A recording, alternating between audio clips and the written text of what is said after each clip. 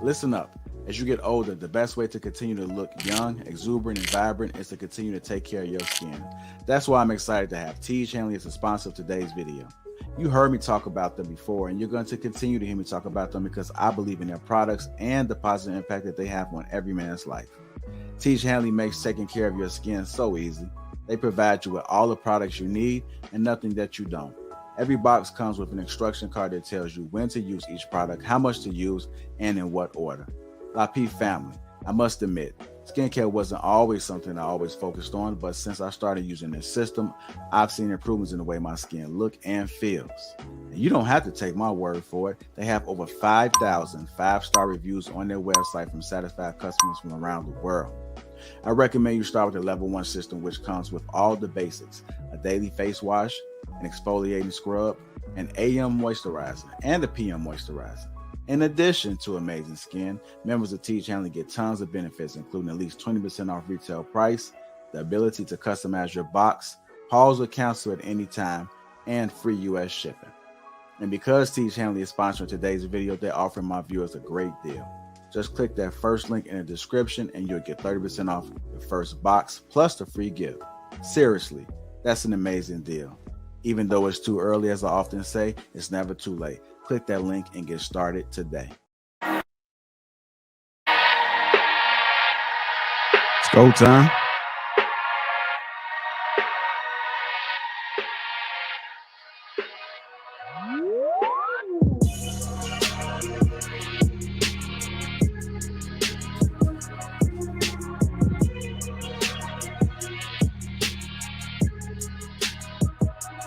What's going on, family? Welcome to King Talking. Introduce the crew. We got Mr. Shannon Rawls, Ricky Williams, Sir Hale, Ali, Eric, Mr. Let Go, Humble Dad, and me myself on Lapeef JR. Welcome to King Talking on Lapeef Network. What's going on, family? What's going on? How y'all doing? What up, what up, what up, what up, what up, what up, what up, what up, what up? What's happening? What? What's good? How y'all doing? Sir Hale is in the house. What up, Sir Hale? Hey, big bro, good stuff. And how are you, man? Good to see you, man. What's good, everybody? What's going on, gentlemen? My man Ricky. We good. We good. Everything is everything. Dan, big Dan. Man, Humble Dad in the house. My guy Let Go was in the house. Eric is back. What up? Is that Ali? Yes, sir. I don't want to say it wrong. It's Ali. Ali, Boombaye. Ali, Boombaye. Well, it's good to see you gentlemen in attendance tonight. Shout out to the Green Gang is in the chat. I see the Green Gang is already lighting up. Stephen Day, Catherine Forbes. I see the Real Precious is in there. Jolie, Mrs. Parker, Back to the Basics. Kelly Convos, I see you. Trucker Yale, Dale Matthews. Shout out to everybody that's tuning in tonight. And if you haven't already, make sure you guys hit that like button. Also, make sure you subscribe to the channel. Shout out to the sponsor, Teej Hanley. Uncomplicated skincare for men. 30% off along with a free gift. That link is in the description. So if you haven't already, go ahead and check them out. Only way you're able to get that discount is if you click that link that's attached in the description. JR, where you get this hat from, bro? Oh, man, you know, some Chi-Town stuff, man. Yeah, that hat is fly. Appreciate it, man. There we go. You get it from 63rd? Nah, not on 63rd. I got it over there on Canal Street. Okay. Yeah, so they've been there for many years. Going there sometimes, and it's like Christmas. You walking there, you know how it is for the boy. You don't know how it is for a bald head brother. You know, you're always looking for him a hat. Well, haberdashery is where you went. A haberdashery. Yeah. All right, which one of y'all is frozen? Who's frozen and shut in because the pipes and bursted in? It's only 2 degrees. We all right up here, man. We used to the cold, man. We used to it. Kind of sound that might have been a dish, Sam. Actually, I'm in Atlanta, and we had pipes bursting all over the place. I had the same problem. I had to take a shower over somebody else's house. Oh, really? That's crazy, man. Yesterday? Yep. Yeah, somebody told me that there was no insulation in the buildings. ATL, is that true? But I would say yes. We ain't used to no 10 degrees or whatever. So yeah, it's crazy. Yeah, I know it had to be something crazy. I seen a video that had a compilation put together I think Lenox Mall, and I'm like, Yeah. yeah, all these price bursts. It's I'm bad. like, got to Damn, restructure. that's crazy because yesterday I was at the beach.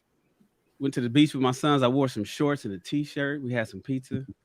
It's like a cool 75, almost 80 degrees. We did some bike riding along from Venice to Santa Monica. It was cool, man. It was cool.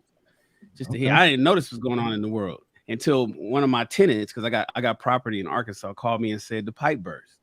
I can't even get a plumber over there because the plumbers is all backed up. And it's like, damn. And I looked in the news. I found Southwest is shutting down flights. It seemed like the whole center of the country is fucked up. But over here in LA, we just basking in the sun.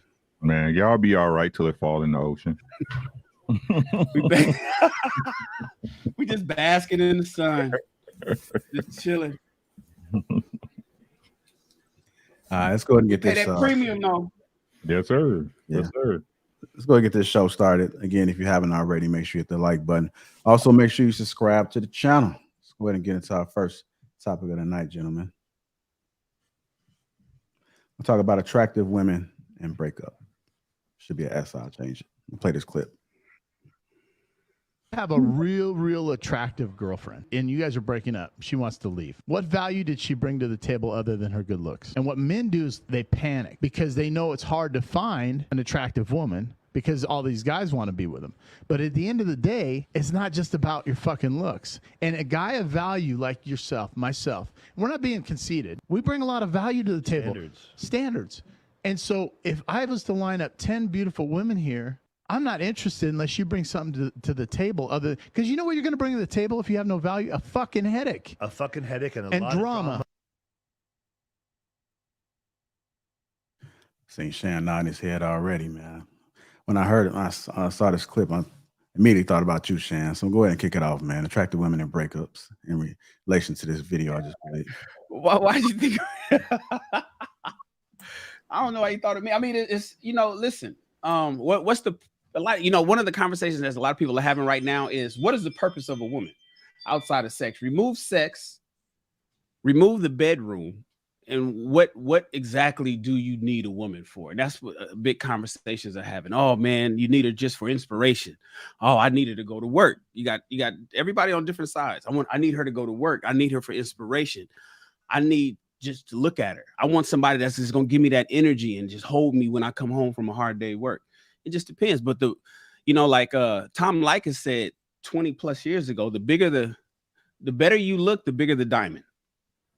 Ladies, the better you look, the bigger the diamond. The flip side of that though is this, and I'll land with this. Fellas, go to the gym and you're good. Go to when a guy has money and he's fit, there ain't no ugly. There is no bad looking. There is no you can get any woman you want if you are fit and got money. So all you got to do is work on your job and make sure that you are in shape. If you do those two things, you will not have to worry about an attractive woman leaving and you freaking out like my man said in the video. You don't have to worry about that because you know that you can replace that woman in case that relationship don't work out with somebody equal or better. So I'll just leave it at that. Okay. Humble Dad, what are your thoughts about it, sir? I see you came off the mic. You want to let go first? Or? Yeah, he finna go ahead and say something crazy. I'm gonna let him go first. Yeah, the trigger fingers, man. I seen him hop off the mic pretty quick. Go ahead, let go. Well, I want to say this. Shan said after a relationship, go replace her with somebody else, right? That's cool. There's nothing wrong with that. But a lot of times, that's the time to get back to your purpose. It's time to get in the gym, like Shan said, and just re-up, because sometimes like Future said a long time ago, when he got with Sierra, he was in the studio every single day for like the last 7 years. And he left the studio to be with Sierra. And they doing all their little stuff for I think for like 1 or 2 years or whatever, how long they was together. He said that was some of the worst decisions he made because he felt like he lost himself. He stopped making music. He stopped. So sometimes when you're in a relationship and it ends, it ain't go find another woman. It's go find yourself. Go get back to what you was getting to at first. Like sometimes you got to say, fuck these damn women. I got to get my shit together, or I got to do this. I got to do that. Because a woman takes a lot of your priorities away and then you prioritizing her. So fuck that shit. Go back to what you was prioritizing before her ass got there. So to a certain degree, there's nothing wrong with getting another woman, you know what I'm saying? But go back to what your priorities did, because, you know, future is future, babies and all this other shit. But one thing I can say with him, he's like the oldest rapper, still the hottest rapper. I don't know any other rapper his age, still the hottest rapper. Why? Because he got back to his shit. You feel me? So that's what I got to say.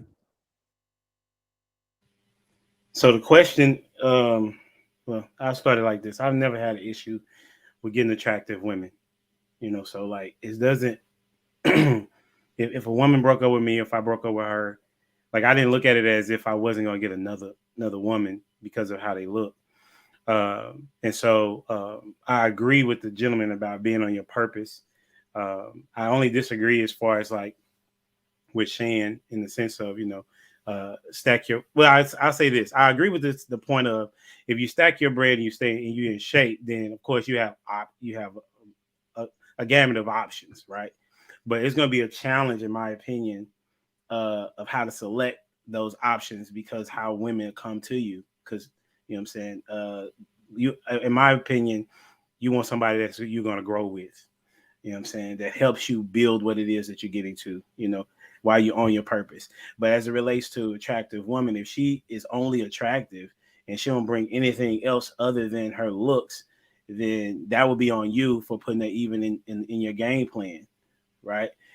She should be if you just want to have sex with her, if that's the deal, then that needs to be a conversation with her at the beginning. But she should not be in a position of even being in a relationship with you if it's just about her looks. And we'll probably talk about that at a different time. But that's what I have to add at this time. That's a good problem to have. What's a good problem to have? That's a good problem to have. Like, damn, I don't know which one of these fine chicks to pick, because I don't know who liked me for me. Right. I'd rather have that problem.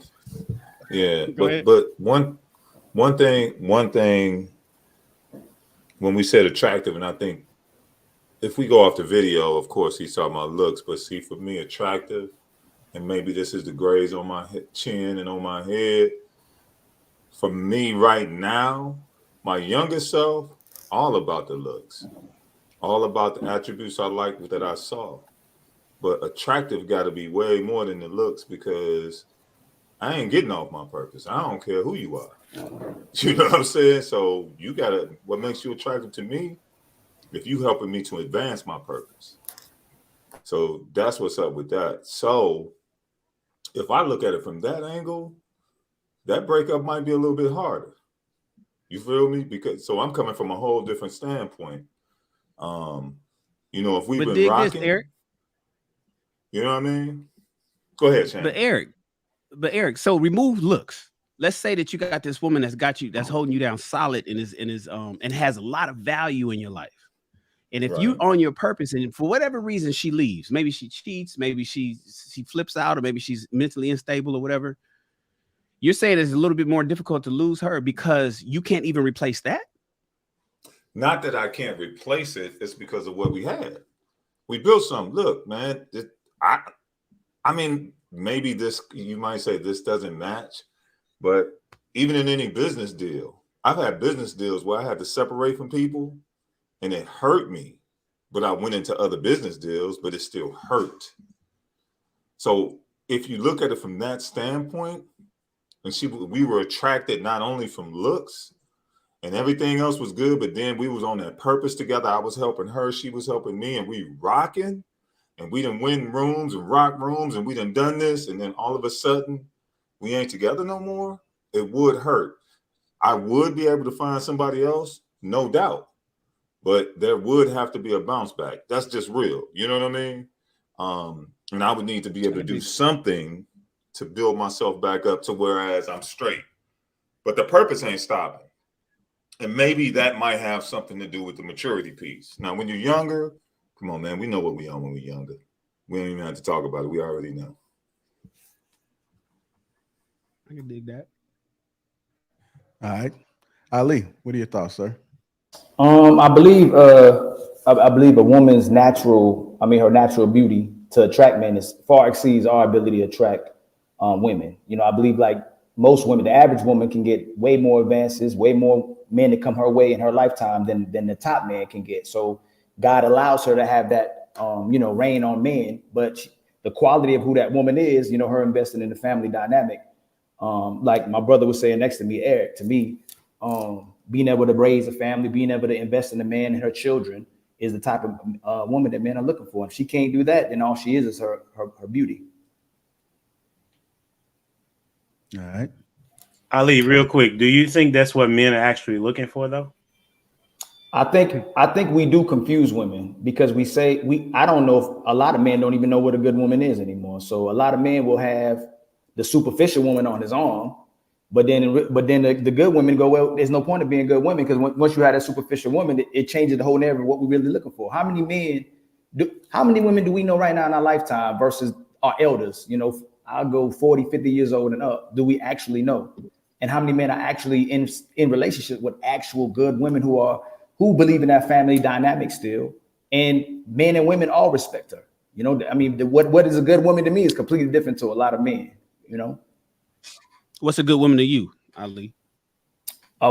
Just like I said, a woman who invests in the family dynamic. She invests in the man. She knows his role to her. She wants to provide her. She wants a man who gives provisions to her and can help her life. And her sole goal in life is to invest in the family. She knows that that's her duty here. There's not, a lot of people don't like that cliche terms of women, ability for a woman to be a nurturer, a caregiver, feed the family, take care of the household while the man takes care of what's outside the household. That's a good woman to me. Like all the brothers here, if I brought my woman in front of them, would go, that's an amazing woman. And so real quick, Ali, you willing to, on a scale of 1 to 10, you got a woman who's an 8, bad body, everything, sex, she backs it up, flips it, does everything you want, but she doesn't have that. You willing to go down to a 6 that does have that? That's majority of wives. Majority of men understand when they get to the 8 to the 10. What about you? Course. Well, I'm asking Ali. I say this all the time. I say majority of brothers are looking for a good woman, and if they end up with an 8 to 10, they feel like it's a bonus. Majority of women are still looking for 10s, and if they can come across a good guy, they're still passing by and forget that good guy, and they'll go to their grave until they get that 10, and they believe they're 10. So no, most brothers just want a good woman. That's a fact, though. She ain't got to be the baddest chick. We just want a good woman. I agree. Yeah, I think that most dudes want a good woman, but dudes are not looking to be married. Say it again. Okay, go ahead. Sorry. So it's a little bit of cap, fellas. We know early on we trying to get the finest thing we can get because we need to see what we're capable of. We get this maturity level once we get our heart broken and we go through some things in life, and then we get here. It don't start off this way though.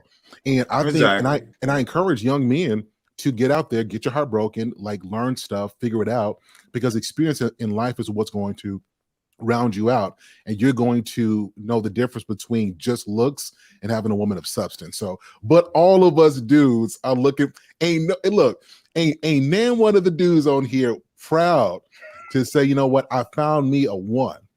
I found her on the top of a tree. She hit every branch on the way down, smacked the pavement, something hit her, and this is bro. You exaggerated with a one. You got to at least say 3. You got to at least say 3. You can't say one. No, she got to typically are looking for. She needs surgery. First. If she a 1, Sir Hale, she needs surgery. But you need repair. She's a good woman. She's a good woman. She a good woman. That's what I'm saying. That's what I'm at. That's why I was asking my man Ali. Like, she a great woman. She's does everything. You know, you can tell her I'm going to the moon, and she'll be like, all right, baby, Tim, let me know when you get back. You know, she ain't tripping on nothing. You can come and go. She got the food ready. She's holding you down and all of that, but she hard to look at.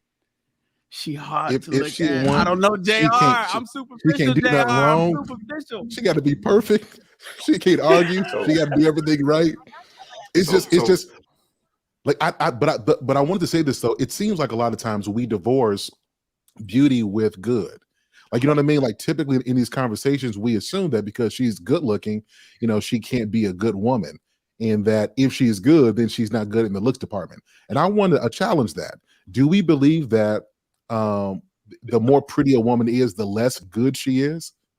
Is that what we believe? No, they're all married. Absolutely not. They're all taken. They're all taken for hell at our age. They are not all taken. They are not. They are not all taken. They single as hell. They out here. Shannon on one tonight. Shannon on one. They probably just not in California. They wiped. Let me tell y'all something. Good women who are actually good looking, they don't go nowhere. They just be in the house. Ain't got no man, just sit in the house, go to work, come home, go to work, come home, go to the gym, come home. And dudes just be staring at them when they be out. You know what I mean? They be like, I don't know why these dudes don't try to talk to me, because the dudes like look at her like she must got a man or whatever. Those are the women that can't find no man. They be looking at like, why don't these dudes try to holler at me? Because she looks so good. Dudes either assume she got a man or assume that she ain't shit, or assume that she's gonna cost too much money. And that makes certain hell's point. Then you know what I'm saying? That most dudes, when you see a bad chick, you think she ain't on shit. I think that's that's what I'm saying. So that's what I'm saying. So they out here, they are the ones that be out. Nobody try to holler at. I would say like what I've seen, and I could be wrong. The attractive women have a standard. So let's say between 6, 7, 8. They have standards. What a lot of guys think that you get a girl who isn't as popular, doesn't look as well, like she's gonna be more faithful. I have seen ladies who don't have all that appeal are least likely to be faithful because she's trying to get all that she can get. And that's what I'm saying. Like, I want men to understand, like, her looking good, that can't be the biggest measurement to determine whether or not she's a good woman or not. It has to be her. And then the looks come second. So yeah, to answer the question though, because I didn't get a chance. Shit, breaking up with an attractive woman like breaking up with an ugly woman, it's all the same. You know what I'm saying? It's all the same, bro. Y'all ain't meant to be. Y'all ain't meant to be. You know, boys to men. We come to the end of the road. It's what it is. You know what I'm saying? Like, what are you talking about? Like, I don't get why dudes do that anyway. Like, oh, because she was bad, you stopped. No, man, she ain't yours no more. Let her go. Put her out in the world. You know what I'm saying? Because I'm just going to say it, fellas, and y'all ain't going to like it. Right? If you was all that, ain't nothing better out here there for her than you. Right? You should revel in the fact that you can sit back and look at her life just go to hell. Now that she ain't with you. Yo. Damn. Yo. No sound effect on that, bro? No sound effect? None whatsoever, right? Yeah, man. That ain't the truth. Right? Time tells all truth. You know what I'm saying? If you gonna find out if it was me or it was you. You know what I'm saying? Like, but yeah, it shouldn't matter though. Like, if y'all through. You know what I'm saying? Thank each other for the experience. You know what I'm saying? No hard feelings. I wish you well. You know what I'm saying? And then we move on. That's all it is, man. But pretty, ugly, 10, 9, 6. No matter what, you starting over. Right? So chill with that, man. Just go and let them go, man. Like, and if she was a good woman, you're going to try your best to keep her, especially if it was your fault. You know what I'm saying? But man, if she don't want to be there, y'all know we ain't in the business of keeping nobody who don't want to be kept, baby. You know what I'm saying? Move on. I want to ask y'all a question, though. Hey, let me know if y'all agree with this. So you see their life go down the train and shit.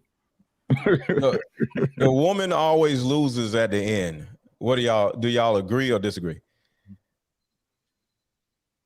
After a breakup, if she lets go of a good woman man, always loses at the end. No, it's all depending on the dude she what was Sir Hadley said. That's all the dude she was with. Yeah, Sir Hadley, I'm my bad family. I love I got you. yeah, about if she lets go of a good dude, and I had some women to cuss me out over this point, like because I think Ali, you said this earlier, where women will go to the grave like I got a good man in a casket, like I waited on my good man, lady. He ain't coming now or in the afterlife. He ain't on the way. But like, so I've seen that where women leave a good dude and believe that they're going to get a better man, and it never happens. So I think that if a woman loses a good man, like a solid dude, I agree. you don't typically get two of those. I've never seen loses. Yep. Yeah. The woman always loses at the end. So then that tells you that a lot of that means there's not a lot of good dudes then. No, no, I ain't gonna say that. I don't believe that. Say that, Doc. I ain't gonna say that. That's what that means.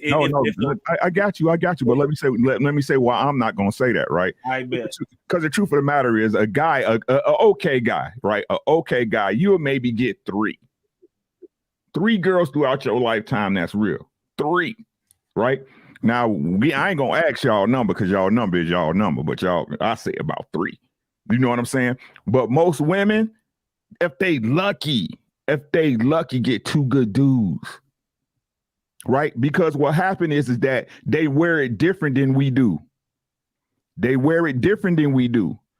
it's what it's weird. It's weird to me, right? While I learned from my old relationships, I don't take them with me. Women take relationships with them. You see what I'm saying? Not all, because let me say, because nobody's a monolith, right? Nobody's 100% of nothing. But most women take old relationships with them. That's why body counts matter so much. Right? Because no matter what women say, and this is what I've been telling the women on my show, y'all don't have no independent thought, period. You know what I'm saying? Everything they try to use on us is, what's the first thing they say? This is what men do. Men can get away with it. Right? Everything they do is because they seen a man do it. Right? So we just wear it different.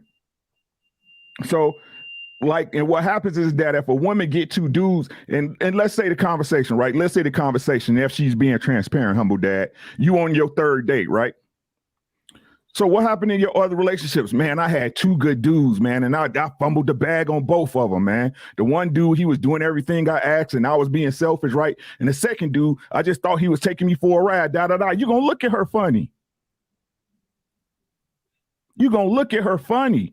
Now, you might not say nothing, right? You might not say nothing, but in the back of your mental Rolodex, you checking them flags. You looking like, man, okay, she had 2 good dudes and messed it up, bro. Right? Yeah, it is. Most women had that too. But that doesn't make sense. Logically, if you're saying that if I'm the good dude, right? Mm-hmm. You're saying that she's not going to find anybody like me, right? I'm not. Probability wise is what he's saying. So that means that if it's probability, that means that there are not that many good dudes based on the thought process that you're providing.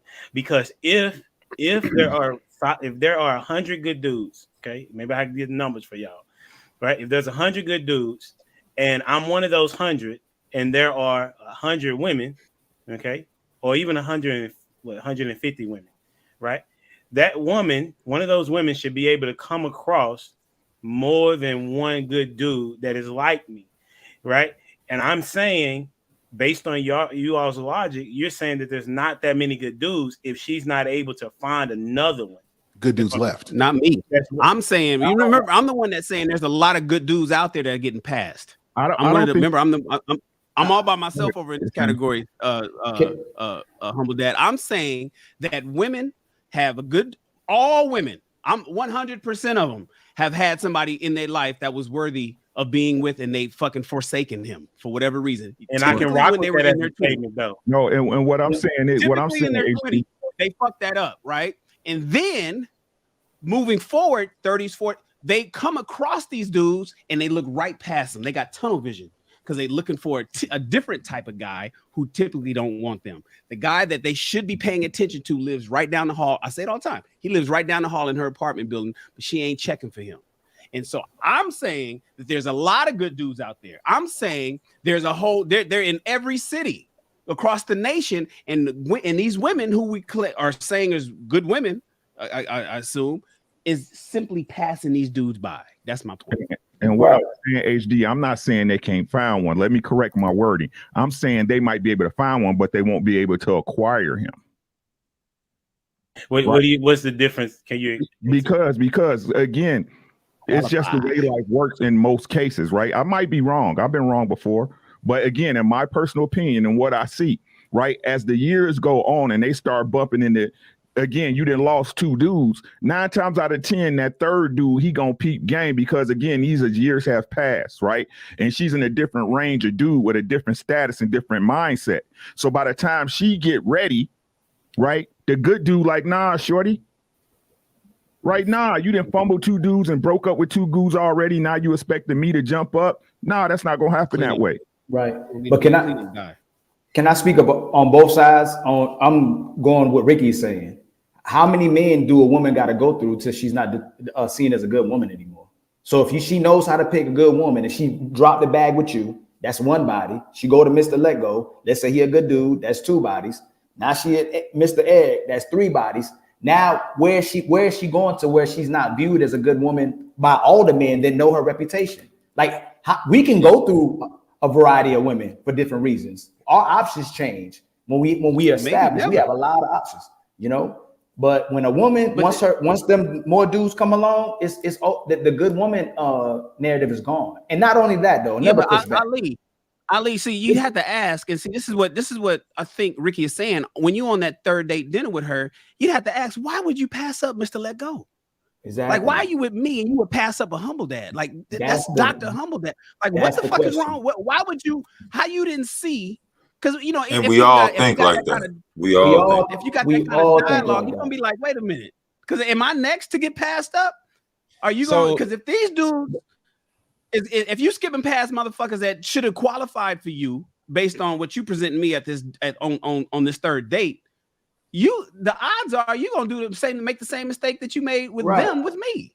And one side before you go, Mr. Let Go, the other part of it is even if when they do get the man they want, let's say they get Chris Brown, they try to get Chris Brown to not be Chris Brown anymore. And then when he's not Chris Brown anymore, she leaves him for not being Chris Brown anymore just to go get another Chris Brown. Because it wasn't about serving that man. It was about getting the qualities of a Chris Brown to do what you want him to do. She wants to be the man. A lot of women today want to be the man. They don't want to be the woman that's going to be the person that's helping you build. They want you to build on her terms. So let me ask some psychology. Hold on. But the question was about, will she be able to get another good dude? Right. That's what we were talking about. We answered. So hold on. Let me add some psychology to this. Women get to the point where they start overthinking their own decisions. So she fumbles a good man, right? So now, a lot of the times when a woman fumbles a good man, she's going to go to a pookie. She's going to go to a dude that is trash because it's kind of like she has to reactivate her normality, which is I'm a mother, I'm in control. Because when you lose control, like if you're driving a car, you lose control, like, you know, in ice, the first thing you want to do is try to make sure you got control. You might pull over for a minute or whatever. You got to get your bearings right? So usually when a woman gets with a good dude and she fumbles him, she's going to go get with a trash dude or a pookie. Yeah, he's gonna hit that ass, you know, tear that ass up or whatever. Now she is put together where she only wants good dick and not a good man. So because she has to cope with what she just messed up with. So she's coping now, right? So now she's confused with the good man and the pookie, right? So the next dude she gets with could be a good man, but she just got done with pookie. So now she's overthinking because she has pookie in the background mentally, and now she can't concentrate on a good man, and she turns around and fumbles again. Because most women, black women, just period, it's sad, they can't put their pussy in a freezer in order to actually just, you know, allow themselves to just reevaluate everything. They're gonna leave a dude and then they're gonna go fuck somebody else just to cope with the dude being gone. We can do that because when we break up, we do the same shit. We're gonna go get Keisha, but we're not women. Women can't do that. So when women leave relationships, they're going to go fuck somebody else, and they don't let the pussy breathe. They don't let their mind just unravel. So when they get with a new guy, now she's worrying about the dude she just got done fucking 2 weeks ago. So she can't really concentrate on the other dude. So that's why think of the girls that you guys know. Good dudes. Think of your exes. Think of the girls y'all know. Think of your exes. Think about the nigga that she went with. Even for a second, even if she just smashed him. That's what I think Let Go is talking about. Most of the women I'm thinking of, right? I got names and faces popping up in my head, and I'm thinking, damn, they always did go fuck with that fucking knucklehead that they had no business fucking with. And they knew better, but they did it anyway. I think it's deeper than that a little bit. I think if me, Ricky, Humble, meet a woman attracts us we attracted by our qualities, but we ain't got no house, no car, no money. And she says, sorry, I can't be with you. We go, dang, okay, I can attract the woman with my qualities, but to keep her, I have to be able to provide provisions and security, right? So I go to other brothers. I go to JR. I go to Sir. I go, what I need to do to get a woman, brother? This is what you got to do. I said, okay, I might not know how no instruction. What the women do, and then they get advice from other men to tell them, they tell the man just go find another woman. The women are not getting instruction on how to be better women. So Ricky gave her, she goes to Ricky. Ricky gave her instructions. A good man gave her instructions. This is what a wife needs to do for me. And she's like, nah, I don't even know how to be one, but she's so prideful. She don't ask him or she don't listen. She goes to the Pookie. The Pookie makes her feel like God. Pookies make them feel like gods. So they prioritize her and they start simping, like we say, they start pandering. They go, she's picking the man who don't have anything now because the guy that Ricky has options. She wants to be in control of him. She wants to be the man. She wants to feel like the queen all over again because, like I said, she has to get her mind right. She feels unwanted. She feels like she did something stupid. She feels all these different things. Right. She feels whatever, dumb, stupid, whatever, or she messed up, or either unworthy, whatever that feeling is. So she gets with a loser that looks up to her. Yep. Now she feels like, you know what? I still got it. Virtually every woman, when she leaves a good man, she's gonna fuck with a Pookie or some dumb dude to make herself feel better in order to just reevaluate her life. But it actually messes up because she doesn't stop fucking a dude. So she keeps fucking a dude or gets pregnant. She gets with the next dude and she can't even concentrate on the next dude. See, to answer Humble Dad's question, I agree with Ali just killed it. Like when I believe that as well.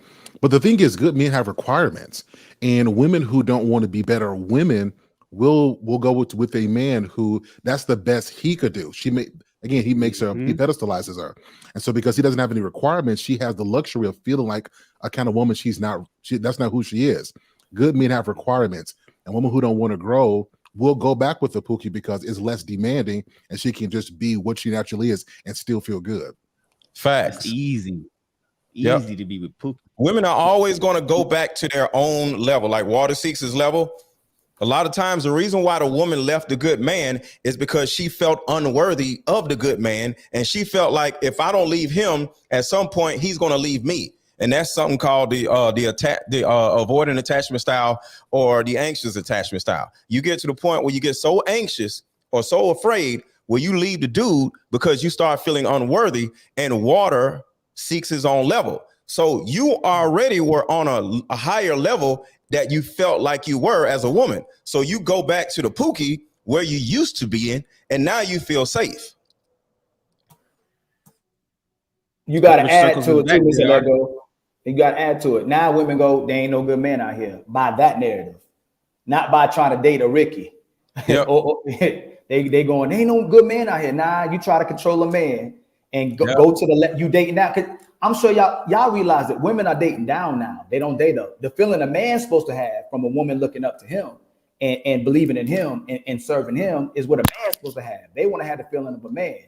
And just like what we were talking about earlier, saying the 10, the woman that's a 10 don't have higher standards. Is she thinks she has more options because of social media too. Now she got 200K followers.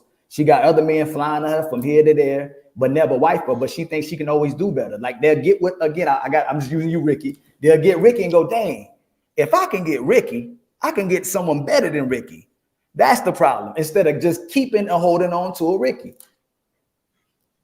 So once again, you all are saying that there are lots of good dudes that are wanting to make women wives. Okay. And the thing of it is that women are saying, good dude, you're not good enough to be with me because I'm looking for a 10. And so they're when they find one and they pass him by, then there's not it's less likely for them to get another good dude, because the good dude is going to be like, why didn't you have that other good dude? Is that what y'all are trying to tell me?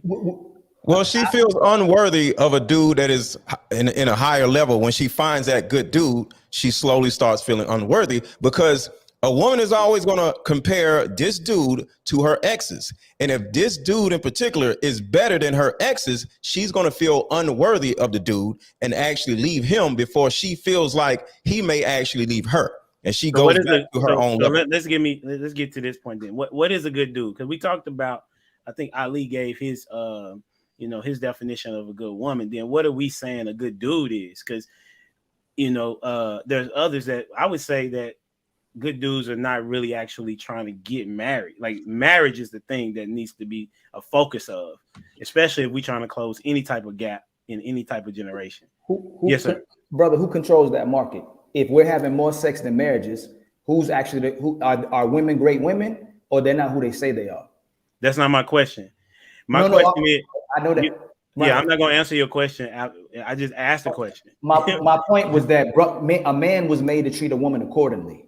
If she is a woman that's leading with sex, he's gonna have sex with her. If she's leading with her, no, he wants to know what is my a question good is, what dude. is a good dude? So a good dude is the guy that has. I'll answer it. That's easy to answer. Go ahead. Oh, go ahead. No, well, a good dude. I think every woman, to a certain degree, has a list, right? And because good man, good woman is in the eye of the beholder, right?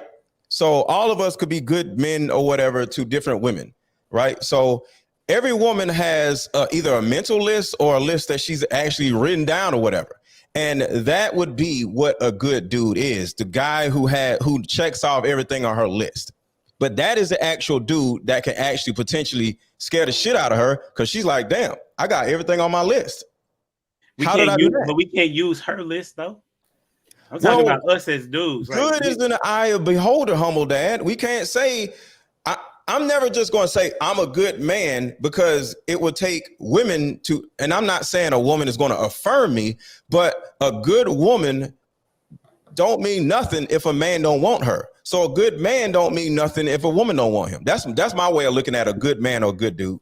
Or All right, that's dangerous. All right, I want to hear Shan's what Shan had to say, because I know he's going to answer that question too. Go ahead, Shan.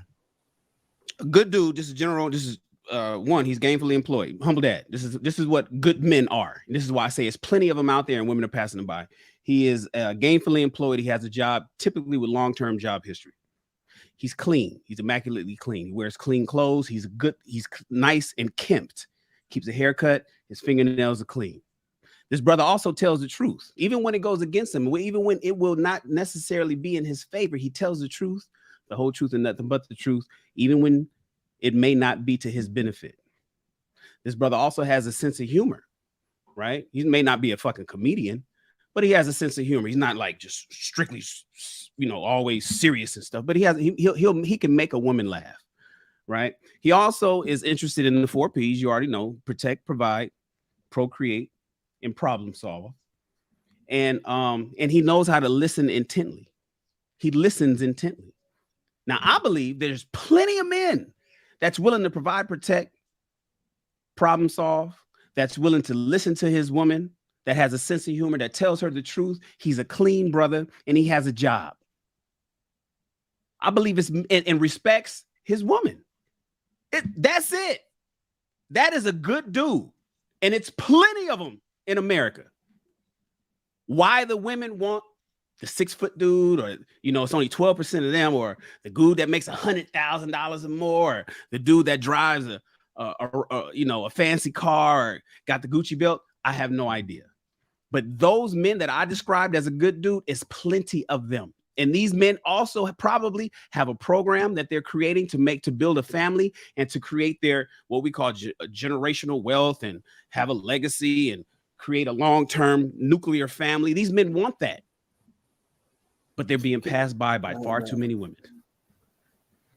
Shout out to the program. I totally agree with you on that. If a man doesn't have a system to offer to a woman, for him to, because a woman needs to be able to see a man's vision or his system or make some changes in her life. If he's not able to really do that, I don't think he's a good dude. I just want to add one thing to that. Oh, go ahead, brother. Go ahead. He got to have some faith in something. I believe that a man he has to have some type of metric beyond himself that he aspires to, something that keeps him grounded and humble. His spiritual beliefs become the compass through which he lives, and it helps him to make solid decisions, even when his feelings, sometimes cloud that. So I think that part of everything that Shannon said, everything, but along with that, that man has to have some faith. He has to believe in something greater than himself. Yeah, I think also, there's a point that we need to bring to the table is if a man is all these things that we just said, right? That also puts a tremendous amount of pressure on a woman if she does not have the self-esteem and state in place, if she doesn't have certain things in place for herself as a woman, if you understand what I'm saying. A man who has those things going on in his life, that's pressure. That's pressure. So when you say going to Pookie and going to these guys, there's no pressure there. But that part, us. Oh, we put pressure. There's pressure. Like, you can't just be sitting here. Like you could be pretty, you could be all of that, gorgeous, but there's pressure to bring something else to the table, and that is where the unworthiness comes from. Right, and that's one of the major reasons why they will go to someone that won't put that type of pressure on them. And the pressure is not coming from me saying, you better do this, you better do that. The pressure comes from my identity. The pressure comes from who I am, who I built myself up to be, right, as a man. And I deem you to, I don't want to say worthy because, I don't want to seem like we all that, but you know what I'm saying? Like, I deem you someone that can be with me to help to be a part of this purpose and this plan. But it's some work. You got to pick something up and put something down. You know what I'm saying? You just can't sit there and look pretty and bat them big eyelashes you got. I don't care if you got the big eyelashes, but you got to come with something else too to the table. So that pressure is there as well. And a lot of women are not used to the pressure. Get your ass in the gym. We ain't doing this no more. We ain't doing that no more. Now she feels controlled. Oh, you're trying to control me. Like a real nigga is going to control something in your life. But Pookie, you control Pookie. You feel me? But now you get with a dude who's like putting pressure on you. Now you start being like, okay, I don't understand. Why can't I do this no more? Cause I'm your new leader. You know what I'm saying? That's an interesting point right there, Mr. Let Go. You can't do no more, huh? That's an interesting point that you make right there. Women don't want to be controlled, but they want a leader.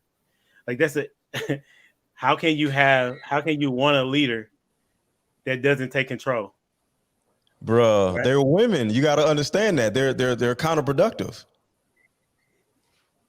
I'm gonna bring you on my show, Humble Dad. I'm doing a show called Controlling versus Control. Fear. Control. They have a certain amount of fear and unworthiness because if you're not used to a man having control over your life, you're not used to a man saying, all right, make this change, make that change. It scares the shit out of a woman. And especially if a woman doesn't have male friends and she has all these little stupid female friends and shit, girl, you better leave him. He's trying to control you. You know what I'm saying? So next thing you know, the man is literally building her life or either rebuilding her life or forming her life in a way where they can actually build a life together. And the first thing a woman is going to do is start thinking like he's trying to control me. He has too many standards. He has too many requirements. See, real dudes have requirements. You can't bring no bullshit over here. No, just like what Eric said, you got to get your shit together or you're going to be out.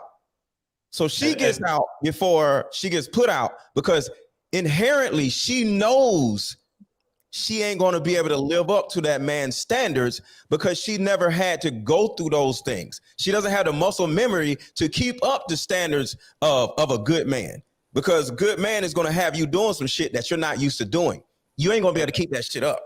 So the other thing we have to keep in mind too, and I want to let everybody know this because some people may say, well, man, we sitting up here like we all that or whatever. But you have to understand, okay, so I mentioned the pressure piece, but the thing you have to understand is in order for us to even be who we are, those same standards that we're putting on you, we had to live them out ourselves. That's a fact. Yes, sir. So when you say you think you all that, do you understand that I put myself through that pressure before I put you through the pressure? So now I can hold your hand and I can guide you through the pressure if you allow me to. So I'm not telling you to do something that I ain't do. I'm not saying do as I say and not what I do. No, I do this. Like you see me do this every day.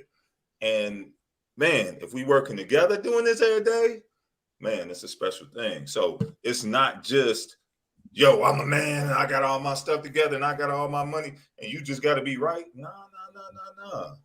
Like I work for this. This wasn't easy. This wasn't easy. So it means something to me. So it's got to mean something to you too. Man, that was fire right there. I like that. Like that, Eric, man. You were trying to steal a show, Eric. Man, much appreciate all the brothers. Hold on real tight. I got you in a second, man. Boy, keep asking me for these damn chips. If you guys just tuned in, welcome to King Talk. Welcome to King Talk. Make sure you guys get the likes up. Also, make sure you subscribe to the channel.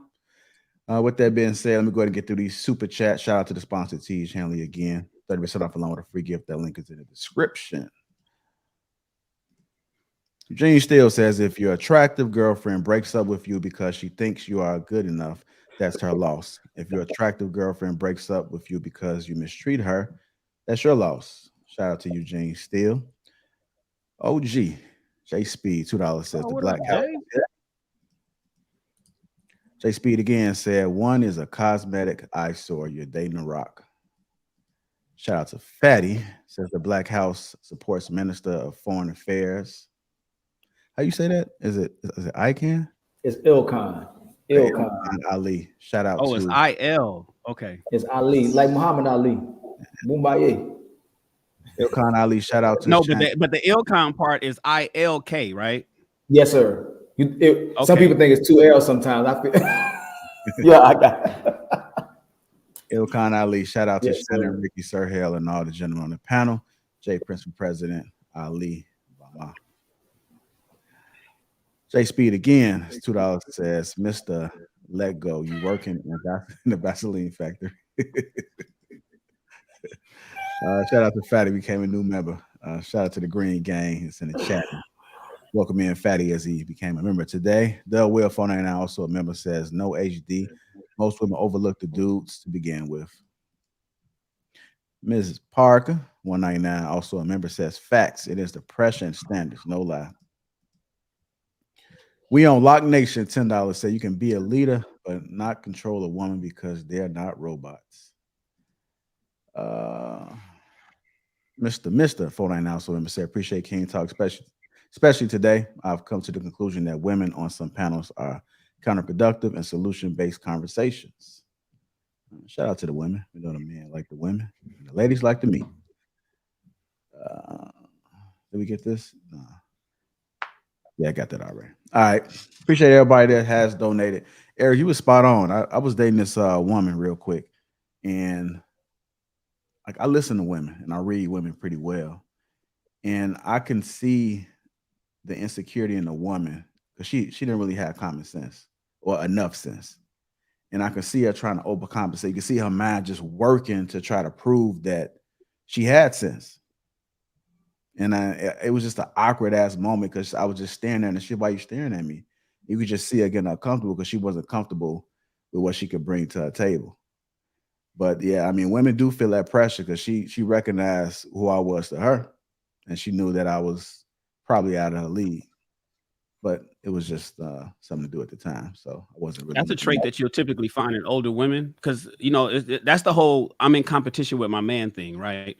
So when you ask women, what do you want in a man? Oh, I want somebody. One of the biggest answers, one of the most common answers is I want somebody that can teach me something, right? A lot of women like to say that, but that's what they say in theory. In practice, when it's happening, you get a lot of pushback. If you tell her something about some politics, or you tell her something about you know, a current event or something that's happening in your city, or some business aspect or whatever, or entrepreneurship or whatever it is, it's typically she wants to go look it up. You could tell her something and then she'll go Google it to verify.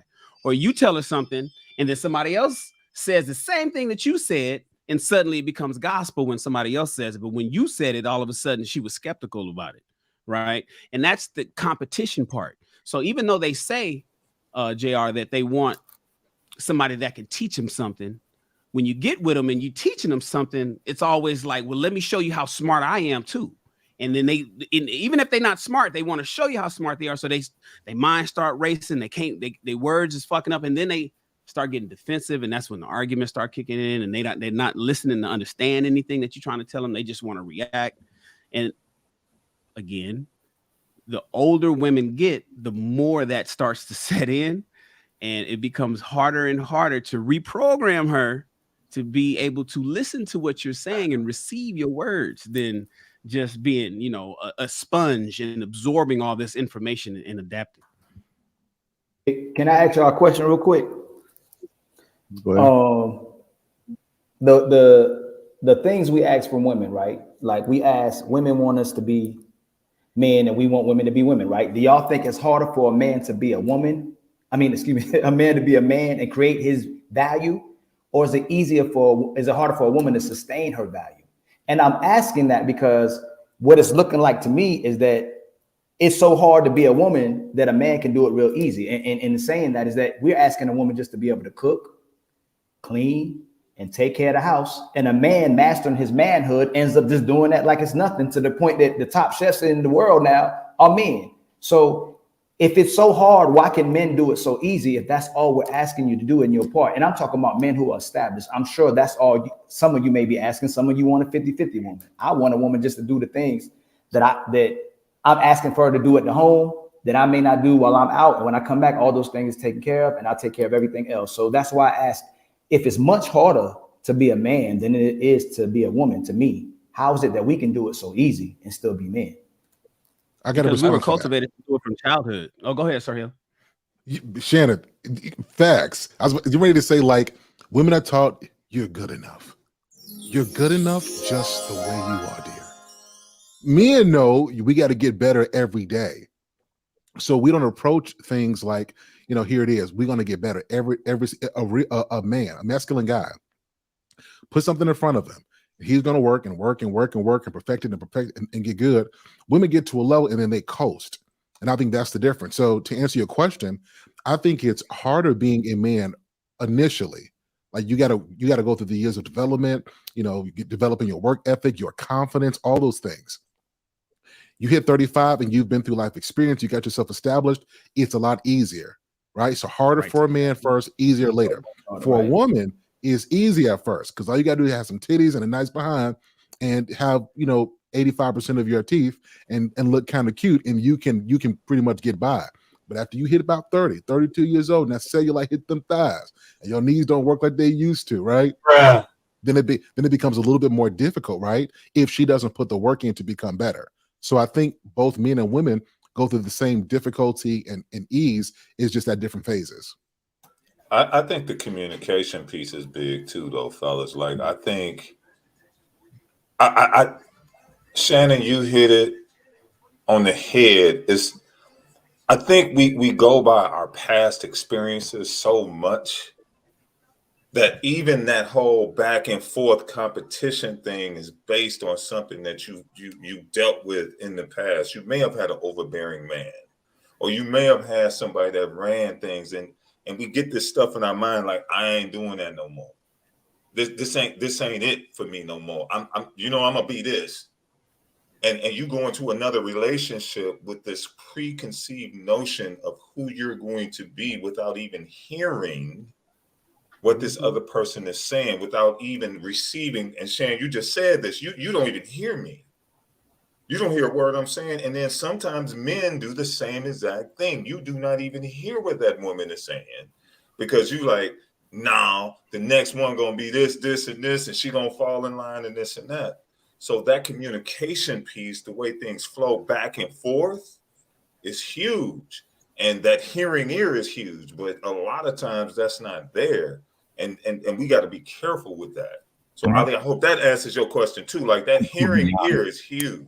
I'm gonna be honest with y'all. You gotta hear that. Let's tell the truth today, right? When ain't you telling the truth? Let's tell the truth today, right? This is the difference, right?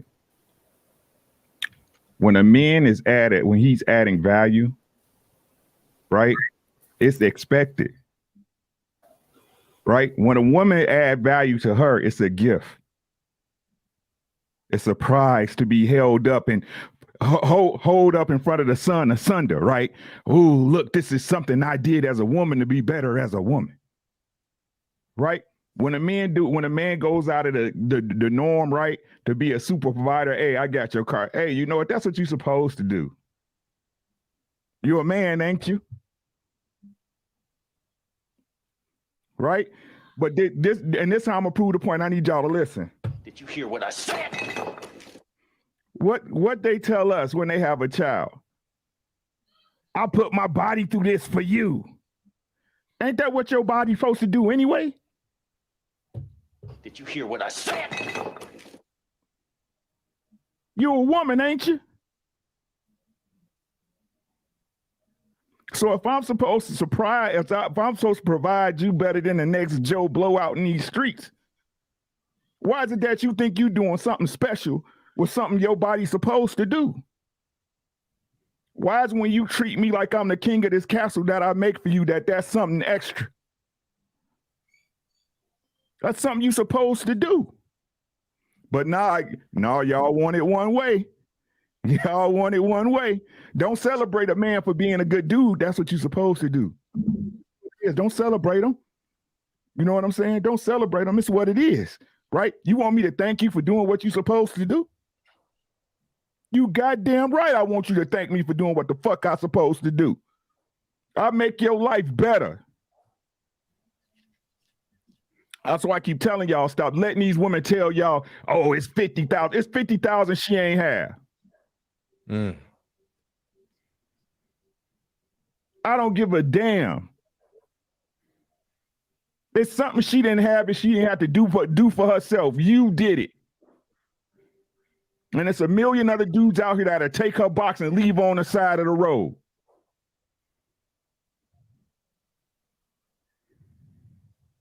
That's all I got. Let me shoot the women some bail a little bit. That was facts, Ricky. That was facts. You finna bail them out? Is that what you're saying? Super facts. I'm about to bail them out a little bit. Okay. Women, to a certain degree, just say everybody was raised by single moms and shit, right? Just for the sake of argument. We got to go outside. We got to go, be a kid. We got to go out and explore the world, ride bikes, get into fights, come home bloody, get chased by dogs, go to the basketball court, get jumped by friends, all kinds of shit, right? And then when something goes wrong, nothing happens because we go right back outside. So we get hurt, we go right back outside, right? A lot of young women, they don't get to go out and explore the world like we do. Girl gets hurt. Something happens with the girl. You know what? Come in here. Don't go nowhere. Now she can't go nowhere, right? Or either she couldn't go nowhere in the first place and she is literally being her mother's like slave. No, you can't go nowhere. You got to wash these dishes. You got to clean, wash the clothes. You got to clean up. You got to do this. You got to do all this other shit, right?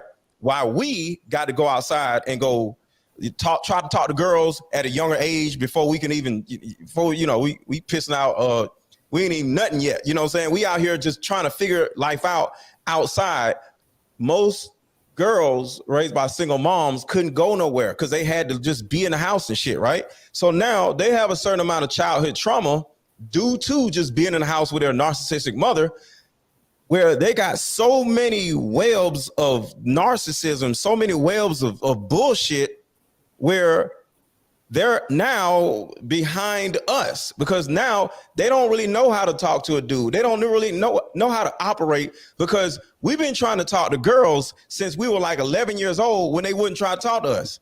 You know, girls, of course, they on the sideline, dudes trying to talk to them, but overall at home, they dealing with all kinds of shit from their own fucking mother. So to a certain degree, they are at an unfair advantage when it comes to being ready for the world. Because even if you look at a boy and his single mom, we have practiced dealing with a woman. We spent time manipulating our mom to get what we want. You know, buy me this, you can't get this. We'll figure a way to either get it ourselves. Some of us, we'll go to the store and steal the shit or whatever. But we found ways on how to deal with a female because of our mother. Most young women grow up with a woman and not a man. So just think about this. While we grew up being able to interact and understand to a certain degree how women think because we had a mother, most women didn't have that same way of thinking or that strategy because they did not have a father. So they grew up with a woman. So when they go out in the world, they had an unfair advantage. One, they couldn't go outside. Two, they got traumatized by their mother. And three, they had zero interaction with another male. Most women, the first interaction with a male that like isn't trying to fuck them is when they go to college. So to have a conversation, you know, just any little thing like that, they don't have those conversations. We have those conversations with our mom. Most Black families are full of women. So you can talk to your auntie, you can talk to your grandmama. Women don't have granddaddy, uncle, mama, dad or whatever. So to a certain degree, women are at an unfair advantage when they go out in the world and start interacting with the opposite sex. With that same logic, though, that would mean that men are much unprepared to be men because they're raised by women. That's what I was waiting for. And so there's not given like me being raised by a woman doesn't give me an excuse to not figure out how to be a man, right? And that's what I'm saying with women. Like we should not. I understand you trying to give them a bailout, but that should not be, because if we have to figure out how to be a man, then they need to figure out how to be a woman, right? And if they're being raised by a woman, they at least get to see what a woman acts like, right? Then when they go into the workforce, right? When they go to college, they have male professors. Right? Well, that's why I said that's the first time they actually start interacting with men. But in high school, they have male, like there are a lot of male. It ain't no male teachers in high school. Most teachers are female. In high school, you're talking about like middle school and elementary. I taught, so I have an idea on that. But that's all I'm with you, right? Yeah. I'll give you that. So once they get to college, that's the learning process. They're interacting with dudes all the time, right? So they should have some type of, like, girls are interacting with dudes all the time. Yeah, trying to fuck them. I said interacting with somebody that's not trying to have sex with them versus interacting with somebody that's not trying to have sex with us. Okay, we have mom. That's fair. They didn't have a dad. You know what I'm saying? So the first interaction with a male that is not trying to have sex with them is they have a professor, though. High school, college. But they have a professor, right? So I'm saying, even still, we don't have, like, we can say the same thing about a man, right? Me coming up, I don't get to interact with a dude to find out what a dude is until I'm at college. But I still have to understand that I got to be a provider and a protector of a woman. You feel what I'm saying? So we can't give them that out, because they should be learning like we're learning, right? So who they gonna learn from? We interacted with males since we were like 9 years old. But I think women still do have some males, because I think there's a small percentage that don't have uncles. that don't have cut like so, you know, and this just me growing up in Chicago, right? Like real talk. And JR, you can get with me on this. Like girls who grew up in the Chi still had that cuzzo that looked out for them. They still had that uncle. You see what I'm saying? Like they had dudes to look out. And even like for me, this is my experience. They still taught them a little bit of game to an extent sometimes that they knew a little bit too much of it. That's just my experience. You know what I'm saying? That's like what I was about to they say. had people in their lives that taught them this. Now, just because someone tells you something doesn't mean that you have to do it or that you will do it. And I think the choice was some people just didn't do it, but it's always been there because it's someone in the hood, somebody, you know what I'm saying? And some did want to hit, most definitely. Most definitely they wanted to hit, but everybody didn't want to hit. Everybody street didn't. game. Yeah, but true, but everything in the street game ain't bad either.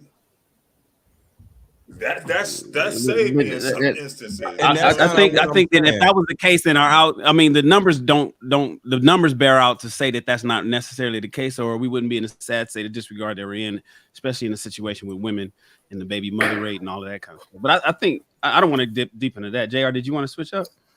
Yeah, I'm going to switch it up, man. Again, if you haven't already, make sure you guys hit the like button. Also, make sure you subscribe to the channel. This panel's on fire tonight. Go hit that like button, y'all. I'm confident that you guys are getting some gems being dropped right now. Shannon brought this up earlier. We talked about the dad bods. So that's going to be our next topic. Real quick, I'm going to play this video. Actually kind of offended by the whole dad bod myth. It's nonsense. When a woman gets pregnant, the man who she's living with, he starts developing what's called prolactin, which causes him to take on more body fat. Dad bod look is the look of a man who's staying home with the wife. So that's a comfort building look. Often when we see dad bods, what are we looking at? We're looking at celebrities. We're looking at Vince Vaughn, or we're looking at Seth Rogen or something like that. Leonardo DiCaprio. When we look at that, he already has status, right? And then he has dad bod, which builds him comfort. But I refuse, I'm sorry, this is just me. I refuse to believe that women are physiologically stimulated, like sexually stimulated by dudes who are pasty and white with blubber around their waist. I do not believe that. It comes off as a very comfortable, submissive man who's going to stay at home with you. And I think you find that very comfortable. The dad boss, go ahead and talk about it. Shannon, it's another topic I thought about you, brother. you know I got a lot to say about that. Go ahead, Joe. Gotta figure you did, man. But let's go ahead and break it to it. Go ahead. Sorry, Hale, go ahead. Well, I think that a man should stay working out. As you get older, it's just important to. You walking around soft and stuff, that does something to your testosterone levels, does something to your mind. I think a man, you got to stay in the gyms. Even if you can't go to the gym, go just buy some weights at Walmart, get your little bench or something. And avoid the dad bod unless something actually goes wrong. I think men should stay in the gym. You will feel better about yourself, and I think that's the biggest thing. So I don't know all of what he said. I can't prove or disprove what he said. I just know for me, with a wife and 4 kids, getting myself out of shape, my confidence goes down because of that, right? So in order to be at your peak, I think you should be working out and keeping yourself in optimal fitness to the best of your ability.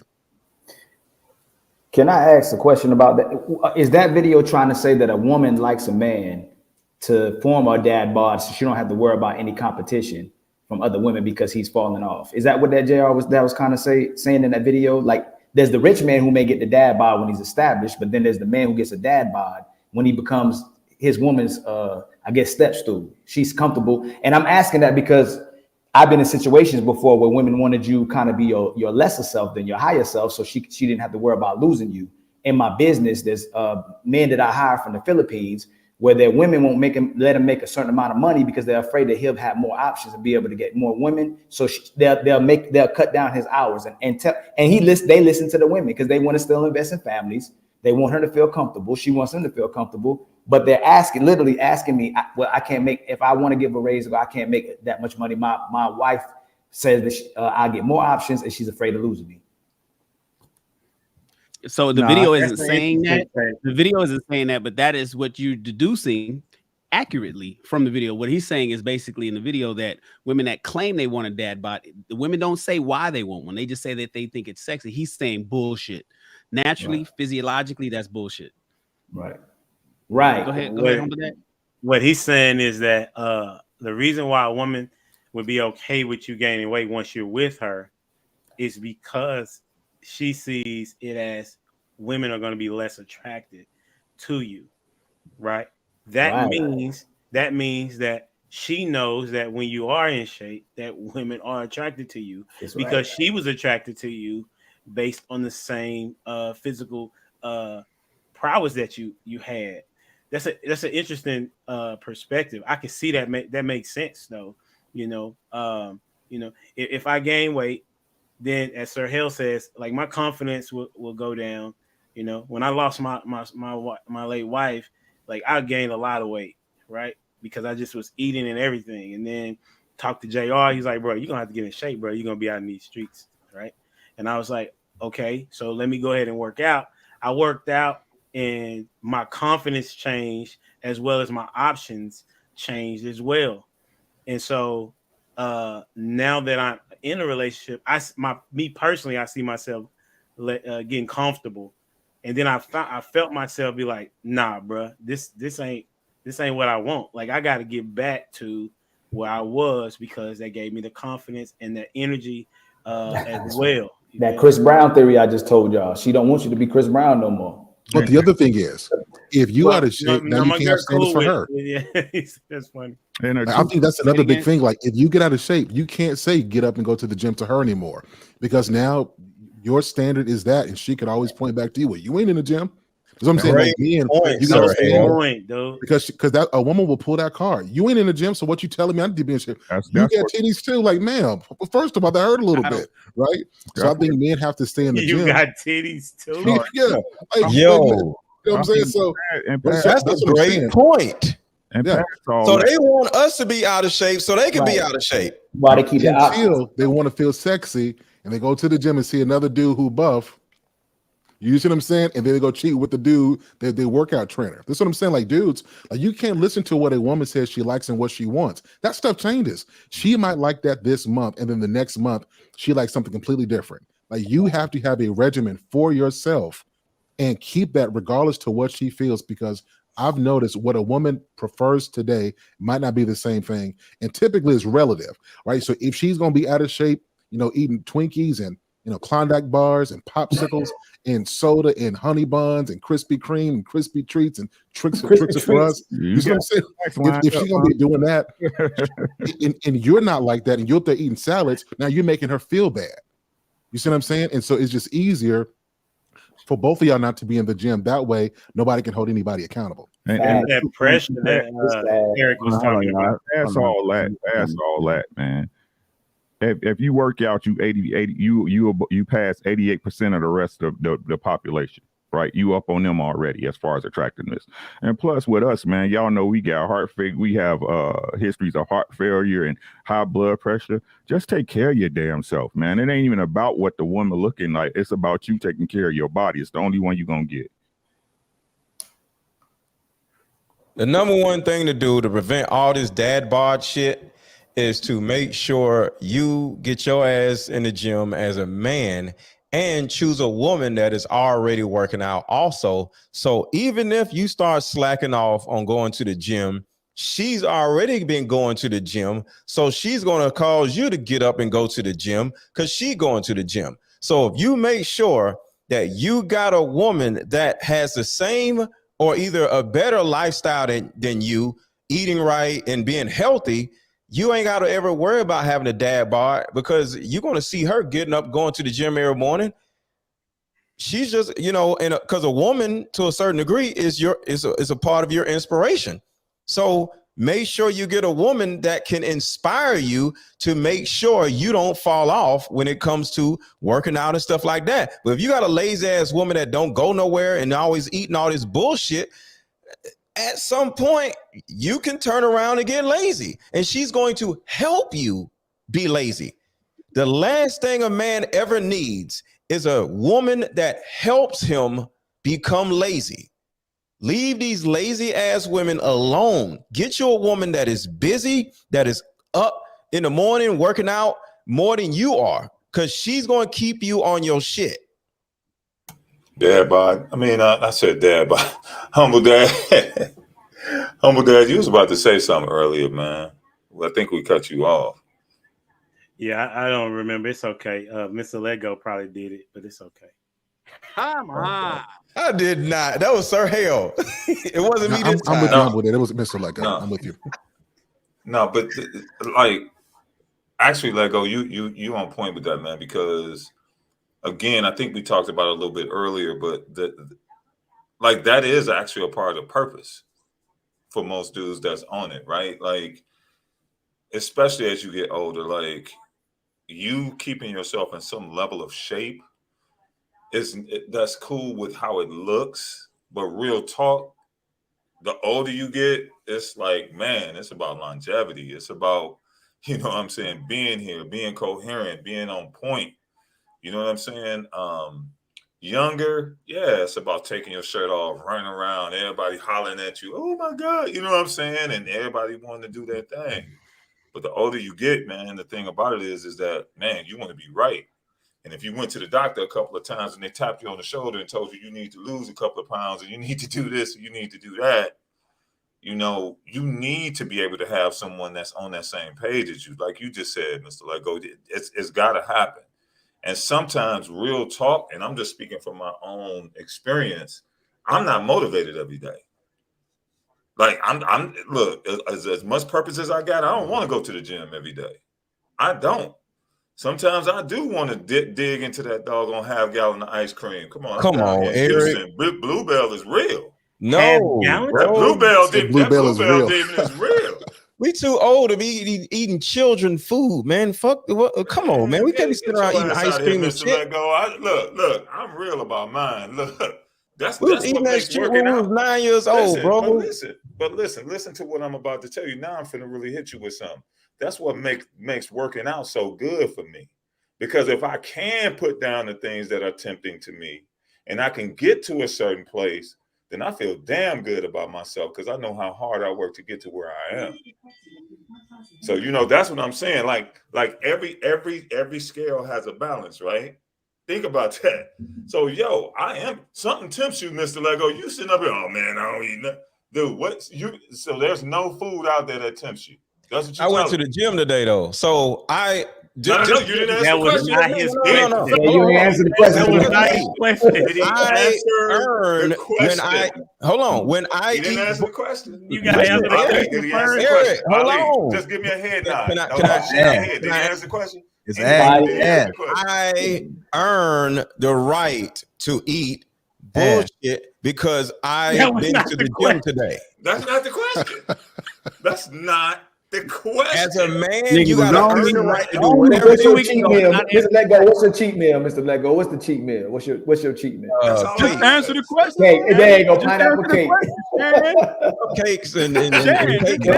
Come on, you smiled when you said that. That made you happy, man. That made you happy. Yeah, cake. You doing what Shannon be doing, bro.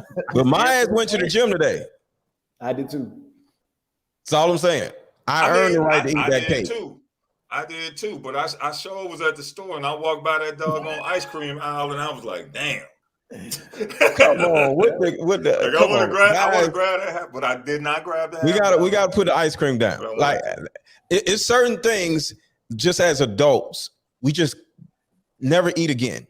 Just pick one thing. Just pick one thing. Dude, where's this rule at? One thing ever again. Find this. What book you done read that said that ice cream is a children's dessert? It is, man. Like I just wanted to know where the book is. Like, I ain't need no more ice cream. I ain't ate no Bluebell and I no, man. I'm done.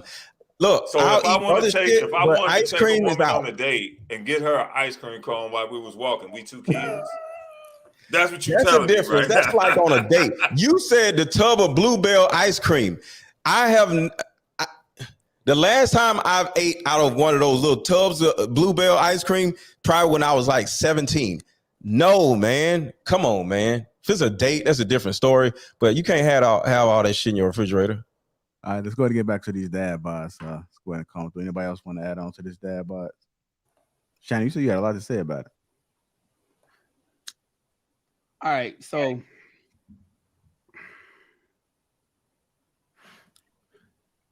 50% of Americans have diverticulitis and don't know it. Half the men on this panel have diverticulitis and don't know it. So you guys need to go for those that never heard that term, look it up. Diverticulitis, D-I-V-E-R-T-I-C. Shan, I was diagnosed with it. I was diagnosed with it, Shan, so I feel you. Mm-hmm. So diverticulitis. Now there's two levels. There's two steps to diverticulitis. There's complex diverticulitis. That's typically when you get diagnosed with it. Sometimes you get your colon ruptured, and then there's just plain diverticulitis. That's what half the Americans have. And diverticulitis was something that was non-existent in humans until the turn of the last century when we started eating processed foods.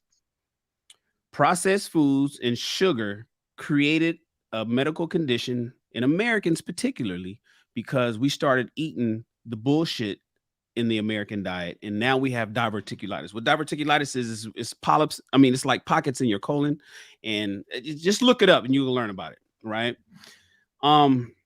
Gentlemen, prostate cancer, high blood pressure, and here's a scary one, erectile dysfunction. That video that we just watched, the guy that was talking about women that want dad bods is 100%. Ilkhan Ali is 100% accurate. Women that want a dad bod is tantamount to chicks that is rooting on body positivity to fat women. It's all about competition. If the skinny women love the big girls because that they know that men want fit women, and so they're gonna tell the big girls, girl, love yourself. Love yourself, because you're out of the competition. You're out of the running for the men that I'm looking for. Women want their men to have a dad bod because good, his ass is off the market for good. When we open up this show tonight, I said there's two things that men should worry about, because we were talking about somebody a man losing his good-looking woman, a beautiful woman. Fellas, if you get your money right, that's one thing. But the other one is to go to the gym. Do not believe that women want that squishy. I want to cuddle up with a man. I want something to, it's wintertime. It's cuffing season. I need me a chest. I need a second pillow in the bed. No, that's bullshit. What keeps a woman flowing nice and wet is a well-fit man. Believe it when I tell you. I've been both. Y'all saw the photo. Y'all saw the photo of me 16 years ago. I could post it again. Women want fit men. And what you will be doing is exactly what these brothers talked about just a moment ago. Pressure. I think it was my man, Eric Harrison. Pressure. You put pressure on a woman when you fit, Brand. You put pressure on her to do better. And the moment that you turn your body into a dad bod and you become complacent and comfortable, she knows she got a man that's locked at the house and ain't nobody else tripping on her. And she ain't worried about you running off and screwing somebody. But the moment that you are working on yourself and you are in the gym and you are burning calories, doing cardio, insanity, P90X, kickboxing class, hitting the weights, running, biking, hiking, skiing, snowboarding, which is where I'm going. Push-up, sit-ups. Push-up, sit-ups. She's looking at you like, wait. I want you to have a dad bod. Why would you want me to have a dad bod when you know that I run the risk of my dick not getting hard and fucking you the way you want me to? When I run the risk of increasing my chances for prostate cancer or high blood pressure or high cholesterol? Why would you want me to go and get a dad bod and here comes diabetes? Why would you want that as my woman? Wouldn't you want me when you know that my life expectancy is nothing but 7? We dropped 2 years since COVID, so now we're at 74. No, fellas, fuck a dad bod. Get ripped. Your woman ain't going nowhere. In fact, she's going to be there lockstep with you if you do. And she's going to be more willing to be cooperative with you because she knows You putting pressure on that relationship, saying this is what's required. And I don't know if you guys saw Eddie Murphy Raw in 1989, where he said, get your shit and go. You got a problem with me? Well, just get your shit and go. I ain't worried about you. And this is why we were talking about in the first conversation tonight.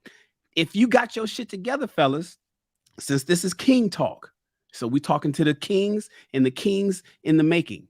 If you got your body together and you are on your you are on your purpose in fitness and health, then you will not have to worry about a lot of the things that you worry about. But the moment that you fall for that get a dad bod shit, and because women like that stuff, you are falling into one of the key policies of the gynocracy that's keeping men docile and meek and weak and under the foot of women that's running these families to do what they want you to do and be the panderers that a lot of guys are today. Fuck a dad bod. Don't fall for that shit. Get in the gym, stay in the gym. Get a membership at a gym and never cancel it. Your gym membership should last as long as you're alive. That's a fact. Go to the gym for the rest of your fucking life. That's it. All right. Real talk, real quick. One of the reasons why I'm in the gym too, Shan, because you brought up all of that, but also, I would say it's about 9 years now. Massive heart attack, Widowmaker, got there 3 minutes later, I'm dead. So, Mr. Let Go, I could say what I want about ice cream. So I'm gonna give you an addendum to what I said. I could say what I want about ice cream, but that damn heart attack and that diverticulitis, which landed me in the hospital, Shan, and had me fasting for 7 days, because if I did not fast for 7 days, they was gonna cut me wide open and put a colostomy bag on me, because come on now. So Shan, I feel you. So I'm in the gym. So my want to with the ice cream don't overtake that pain that I felt. That's what I'm talking about. Yes. So Shan, you on point. And young kings, please listen to what this brother said. Don't let that go over your head, because you're not too young to feel that pain. It's real. It's very real. After Shannon, I want to go work out right now. I want to go to the gym right now. Facts on facts, bro. I'm finna do some push-ups right now. All right, y'all. Next week we taking King Talk to the gym. So we're gonna go ahead and give our perspectives right in between sessions. And I know y'all want to fuck. Everybody want to fuck. You want. Remember Larry King? That Larry King live on CNN. He had his before he died. He had his last son at the age of 70. Smoking them cigars and shit. He was lucky, but everybody's not lucky like Larry King. I know y'all want to fuck. All men, kings, you want to fuck well into your 70s, right? Go to the gym. It is literally the fountain of youth. All right, there you go. If you guys just tuning in, welcome to King Talk. Make sure you guys get them likes up. Also, make sure you subscribe to the channel. Shout out to the sponsor, Teach, handling 30% off along with a free gift. That link is in the description. We got a couple super chats that came through. Iba Sosa 1999 says, for the show continuance, thank you for giving your experience and time. Salute. Stephen Fadal says, pass for me. I can't even drive back. I have to change my route home just to avoid buying a 4-piece. Peaches Fadal said, I love when Shannon getting his health back. Health is wealth. Preach King. Salute to everybody that has donated tonight. Again, if you haven't already, make sure you guys that like button. Also, make sure you subscribe to the channel. Moving on to our next topic, and you can kind of see how these topics are flowing because we touch in each and every last one of them. So that means I did a good job with the topics. With that being said, our next topic is most men will never experience abundance with women. I got a clip. We had clients who never went through that phase in their 20s. They get to their 30s, they go through their first divorce, and then you realize that they just kind of miss that whole thing. Well, a lot of guys in general will never even come close to experiencing abundance with women. Like they'll never even come close to being able to, I'm getting 2, 3, 4 dates a week. I have girls hitting me up. I have girls obsessed. Like I have all these things sort of happening in my life. most guys are going to just sort of marry the girl from their hometown or like the girl from work, and they know they're kind of settling, but they're like, let's see what kind of happens here. You know, they rationalize it. Yeah, it is interesting. And then divorce rates go up, and you see a serious issue with that. I feel like because people get married for the wrong reason, or they get married because they're being told to externally to get married. Yeah, no, they're counting on the stability of it. They're counting on what their friends are doing. Oh, all my friends are getting married. I need to go get a girlfriend. I need to go move in with a girl, do all these things. It's like, man, you got to think for yourself and figure out what you actually want. You can't be just living your life based on what other people are doing. Most men will never experience abundance with women. You guys think that's a true statement? Yeah, I agree. I think a lot of the times when dudes actually do get in relationships, it's because so they can get sex on a normal basis. So when dudes get out of relationships, they are lost because they got to get back out here and figure their way around. So when you do or are a man that can get women on a normal basis or whatever, you can stay single out here and it's not really a big deal. So with all that being said, the dudes who are in relationship, in and out of relationship, in and out of relationship, in and out of relationships, a lot of the times those dudes just can't find a woman, and they just find a woman and they just attach to her because he can't survive sexually as a single man, you know? So when you're a single man, and I'm not saying abundance, but if you can get women as a single man, you have a better understanding of life, have a better understanding of yourself. You can stay to yourself, you know, without just being up under a woman all the time. You get your heart broken less because dude get his heart broken over here, then he gets another relationship, his heart broken over here. Now, you know, he's emotionally screwed. Now he can't find a wife. So yeah, I think at some point, not a lot of men can, but I think at some point you have to be able to put yourself in a position where you can live out here single and have an abundance of women so you can know how it feels. It happened to me after my marriage because I got married at a young age. And after my divorce, I went crazy. And for a good 5 years, you know, and after that, I slowed down. And now I ain't even crazy like that no more because I got it out of my system.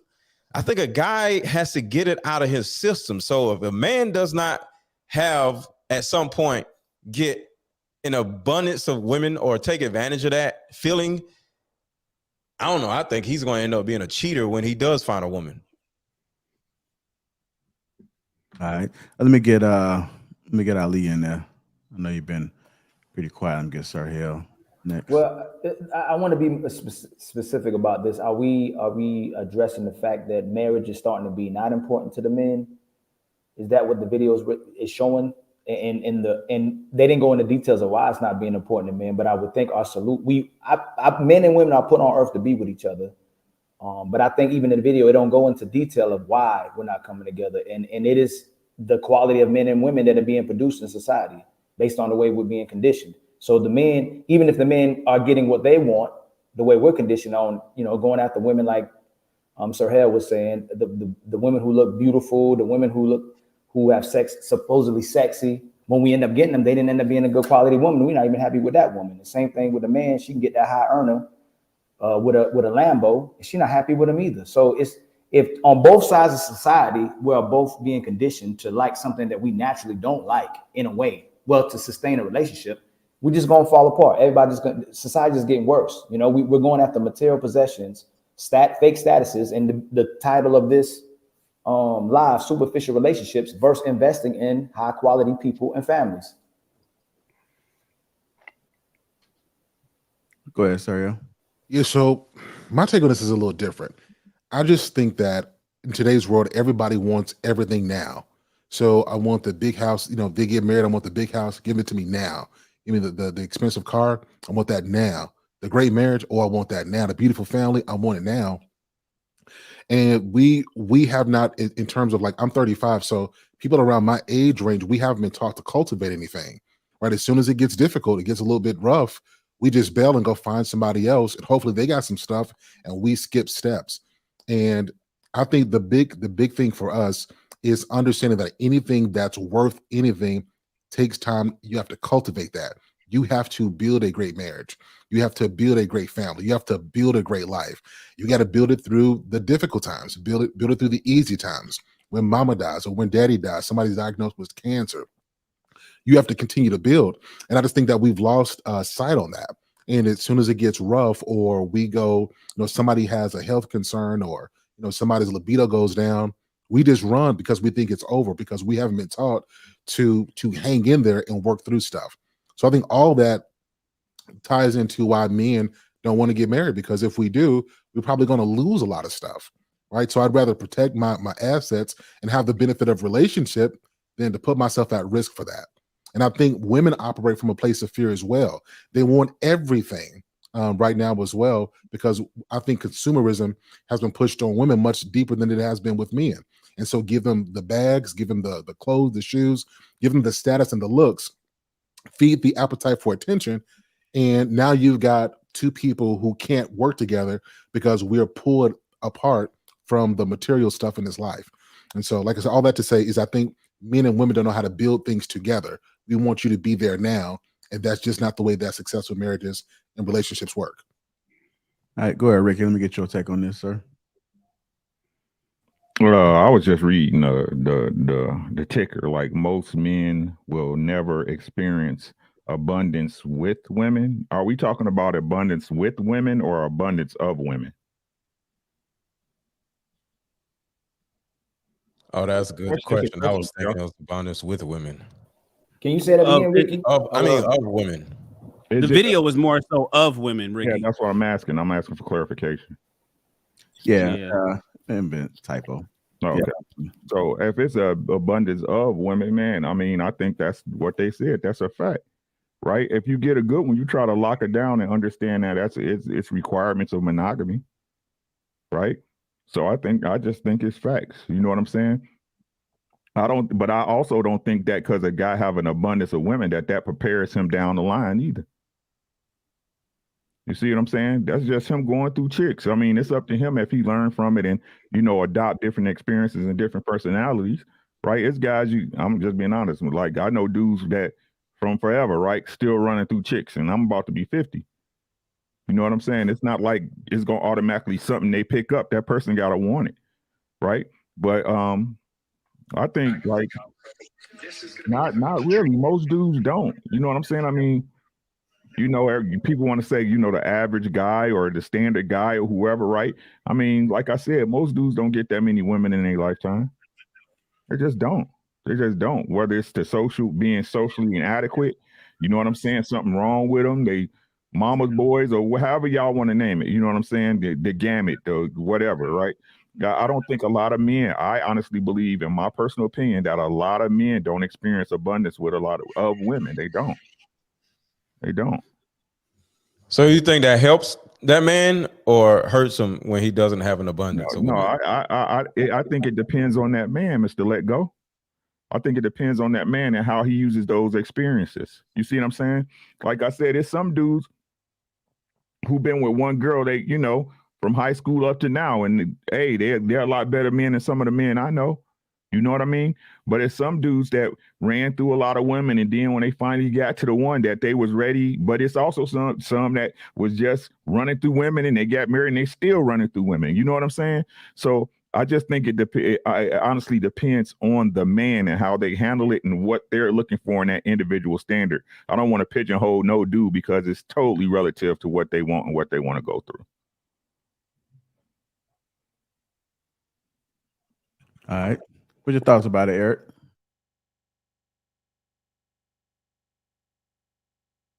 That's plugging my phone up. I actually agree with Ricky. And it's so relative because I keep going back to the age thing, right? Like when we're younger, we do want to cycle through women because of what we've been programmed to do. Like to be a player, you know what I'm saying? To do all these things, to have a multitude of women, to have 2 or 3 at once and do all of this stuff. But inherently, I think that a lot of men are endeared to one woman who gives them some of the things that they really need, especially at that time. Does that mean that monogamy will be a part of it? I don't think so, because most of the guys that I know that would, like, we all can think of men, even now, that would say, that's my girl. You know what I'm saying? Like, ain't nobody touching her. You know what I'm saying? But I'm still out here in these streets, though. I'm still doing, you know what I'm saying? I'm still doing my thing. I'm still doing this. But her though, her, nah. You know what I'm saying? That's my girl. And then I've even heard the one day I'm gonna marry, like I've heard even that, like I'm gonna marry her. That's gonna be my girl. So I think there is, and I don't know what abundance is. You know, there's some guys that, hey, I've had multitudes of women and every week, you know, 5, whatever. But in the long run, I think men really do at times want that one. They really do. You may not admit it, you know what I'm saying? Because it's not the cool thing to do. You ain't gonna, a lot of guys, you know, especially when you're younger, ain't gonna pat you on the back about it. They're gonna be like, yeah, that's all right, but we finna hit this club anyway, let's go. Right? But I think we all want that. That's something that we all want inherently. But like I said, just the way things are now, it just don't point to that. It's not a thing.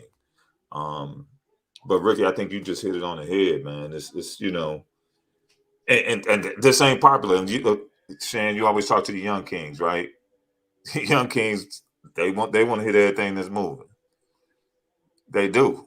Because when I was a young king, I wanted to hit everything that was moving. It's just real. But is it reality? You know, I don't know. Mr. Ali, sir, what are your thoughts about it? Most men will never experience abundance of women. I agree. I mean, with everything Ricky said, Eric said, I agree. I'll say mostly because of they've set such a high standard for themselves and such high expectations that's never going to be reached. Typically, they're going for now what it look like less than 10% of the population of men, or 2, at least nationwide. And then they create narratives that men try to keep them from, that they keep going through. You know, like dealing with multiple men, going to having another baby daddy, trying not listen to the advice of uncles, grandfathers, and other men just to do it, and not even be honest enough to tell the men and say, hey man, I made a mistake. It's like they're purposely making mistakes on purpose just to say they didn't need anyone. And then they set an expectation for themselves so high to say, hey, I want a high quality man, but they know they're not even being that type of woman to get that high quality man. I think that they're setting themselves up for failure on purpose, just to not admit it's because they're not investing in being a high quality woman to get the man they want.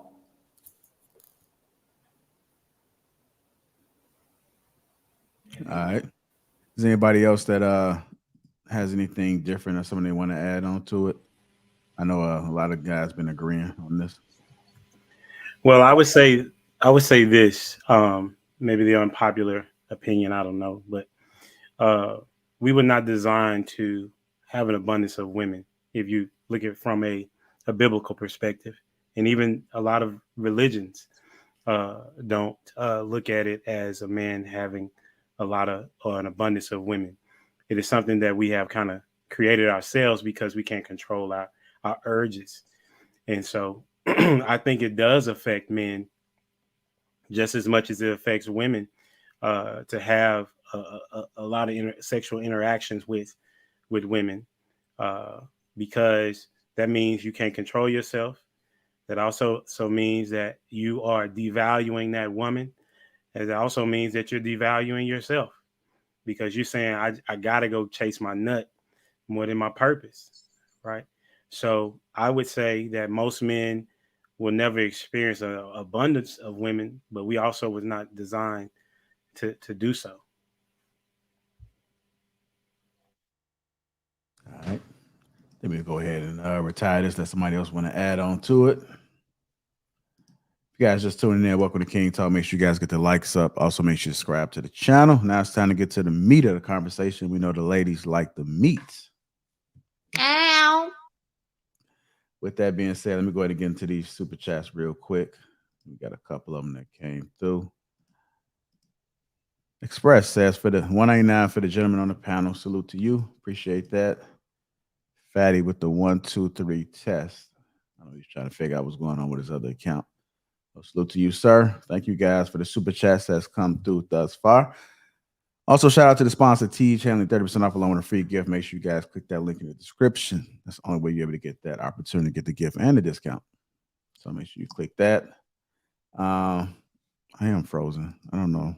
Ever since I unplugged this cord, it's been giving me some issues, and I got to figure it out. But let's go ahead and get into the meat of the conversation, which is superficial relationships. When I say superficial relationships, what comes to mind, gentlemen?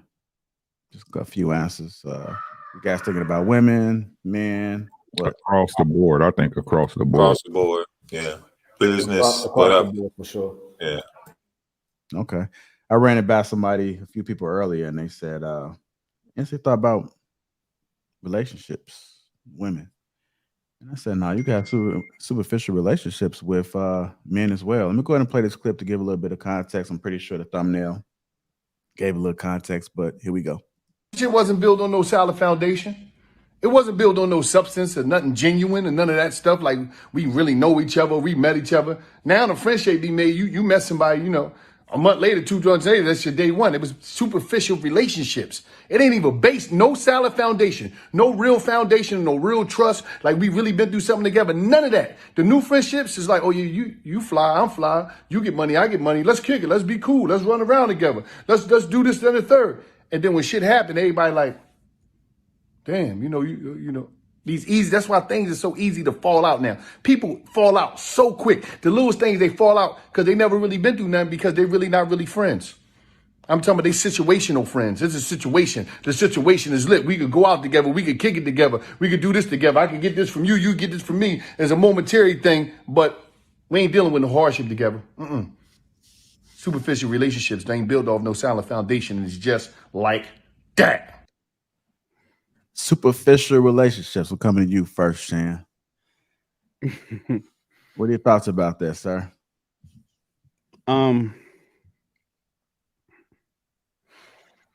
Dating, I don't know how many, I don't know if Ilkan or if Eric is single. I don't know if Mr. Lego is single this week.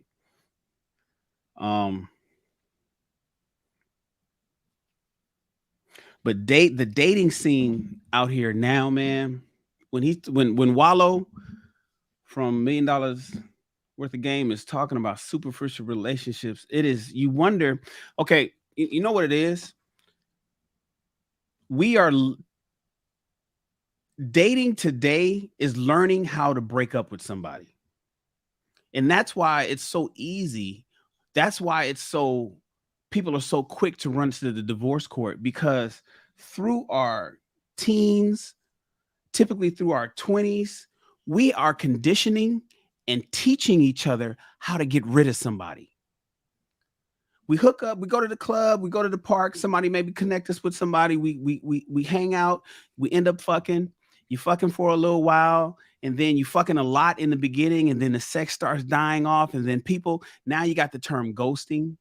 There was no really ghosting in the 80s. There was really no ghosting in the early 90s. Ghosting is, just all of it just disappear on a motherfucker. Just go, all the people, people's block fingers is real. Like you can't even contact a motherfucker. People are unfriending people on Facebook and taking it personal. Like, you unfriended me on Facebook? It's almost like punching somebody. Superficial. We are teaching each other how to get rid of people quickly and swiftly, and then expecting to get married to somebody that we do want to kind of have sex with for a long while, and we do like traveling with for a long while. Then we go ahead, we jump the broom, we claim that it's for better or worse, and then less than 5 years we're at the divorce court because we just spent 10 years racking up bodies, smashing people, and learning how to get rid of them. It just took a little bit longer to get rid of your husband or your wife. What is the foundation of a good relationship in 2023? Is it? I mean, we haven't evolved that far as humans to be some new species, right? I know we got social media, we got these cell phones, we have, we have chat over here, but dog, what is it based on?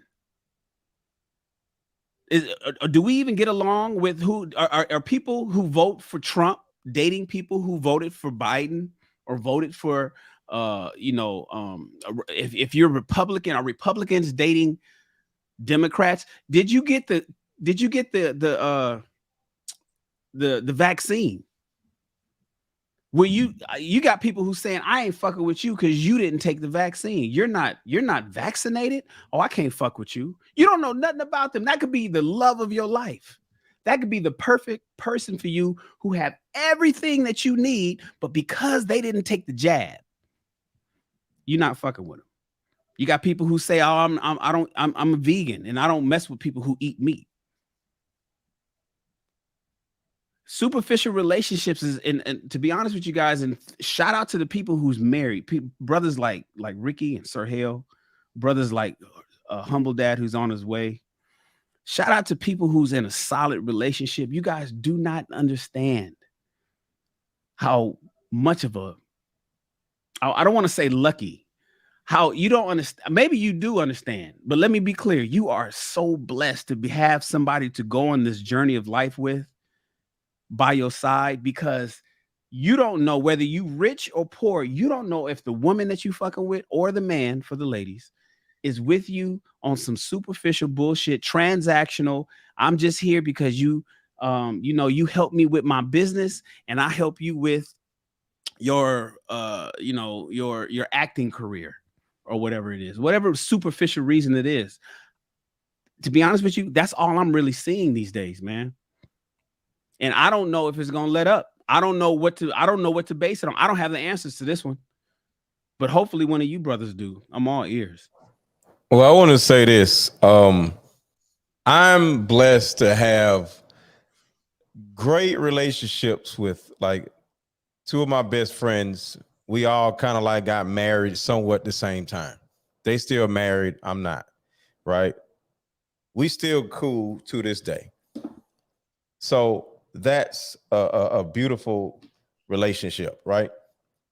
So I have friends I grew up with that I'm still cool with. Then I got social media friends since I just got into this world within the last 5 years. And those are like real relationships, and they're continuing to cultivate and grow, right? Then I have relationships with women that I've never had sex with, just female friends, right? Some people love to say a man can't be a friend with a woman that he never slept with or whatever. Well, in my life, I got a number of them that I never slept with, and we cool. One of them, I actually went and took a shower over her house because my pipes busted. Never slept with her, nothing. Went over there, took a shower, left. No problem, right? So that's a beautiful thing. And then with my exes, 95, 98% of my exes, I'm still friends with or cool with, you know? So with me, I believe in relationships, holding on to relationships, cultivating relationships, allowing relationships to evolve. So I can't speak for anybody else, but with me, my just plethora of different relationships are freaking amazing. Whether it's women, men, just friends or whatever, exes, it's a beautiful thing in my life. So I don't know what I did right or did wrong, but I don't have any that I know of relationships that are superficial. I make money with people. I do content with people. I hang out with people. It's just a beautiful thing. You don't think it is like relations, like superficial relationships, and just boil down to you got superficial people, like people who are out of touch, people who are not really connected, grounded within themselves. They go find somebody else like them, and it becomes that. I think it's just that in this culture, we're taught to be superficial. Like I know people like real talk. I've seen people portray themselves to be something on IG. Like, I mean, they work really hard to portray themselves that way. And I'm like, Betsy, I know you're real life, man. That's not who you are. You know what I mean? Same thing with the fellas, because we're incentivized with projecting ourselves to the world. And don't let you get monetized doing it. Now it's going to your head. And you really believe that this is who you are. Like, we're taught to be superficial. Even in the church realm, like, we're not, we say things like faith and principles and integrity and so on and so forth, but a lot of people just going to put on masks. We put on great clothes and nice suits and hair and stuff, and we have the mannerisms of a person that's not really who we are. So I think the superficial relationships are a result of us being superficial people.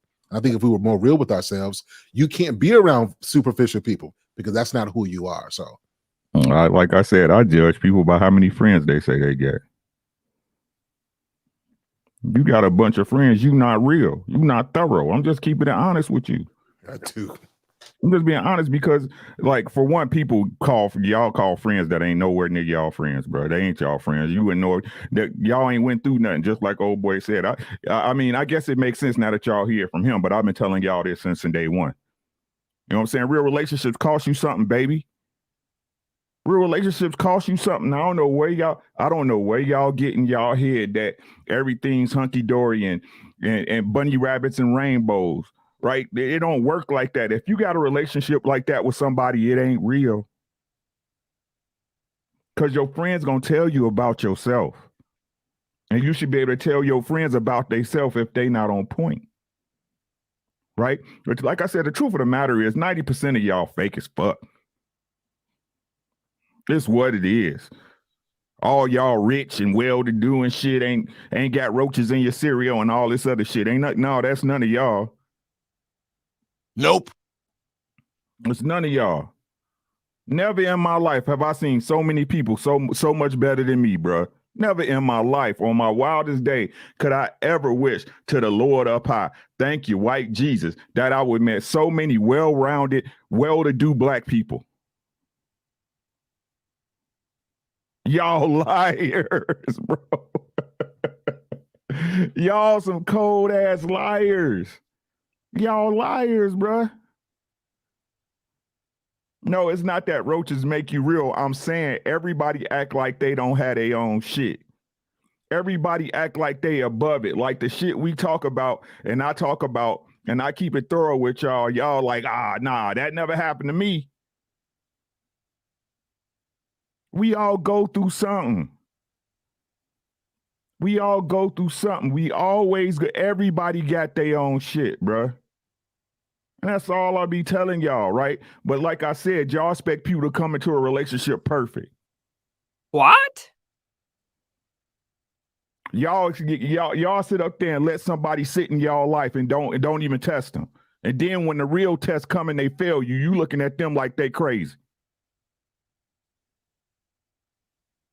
Y'all sit up here and deal with one-way relationships. And then when y'all get the results y'all get, y'all want to cry and boo-hoo about who did what and who shot John. When you the one who let that person around you. Should nobody want to do a one-way relationship? No one. I don't care if it's your mama, your granddaddy, your daddy, your kids. I don't care. Everything costs you something. And nobody can have it all. I'm sick of this shit where y'all try to act like can't nobody have it all.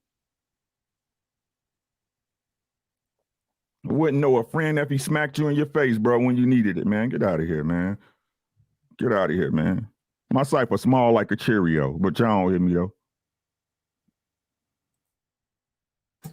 You know, one thing, I think everybody's spot on with what they're saying about superficial relationships, but I just think that one of the biggest things that get you past superficial relationships is patience, man. Patience. Taking the time to vet relationships, whether they're with another, a significant other or somebody you dating, a business relationship, whatever it is, you got to get past the emotional euphoria you feel in the beginning. And the only way that you do that is to have the patience enough to just walk that thing out. Look, whatever happened to courting? Whatever happened to courting a woman? Like half the young kings on here don't even know what courting is. Like a date where you ain't really even touching them. There ain't no kissing, ain't no nothing, but you just talking. And you really getting to know that person. Ricky, you know what you right. There's a lot of liars. But you know how you get past lying? If you spend some time with anyone long enough, there will be a tell. How many poker players on here? There will be a tell. Something's going to come up that you're going to ask a question about, and they're going to humna. And you should have the wherewithal to hear that. And a lot of people just don't have the patience to walk it through, man. Walk that thing down.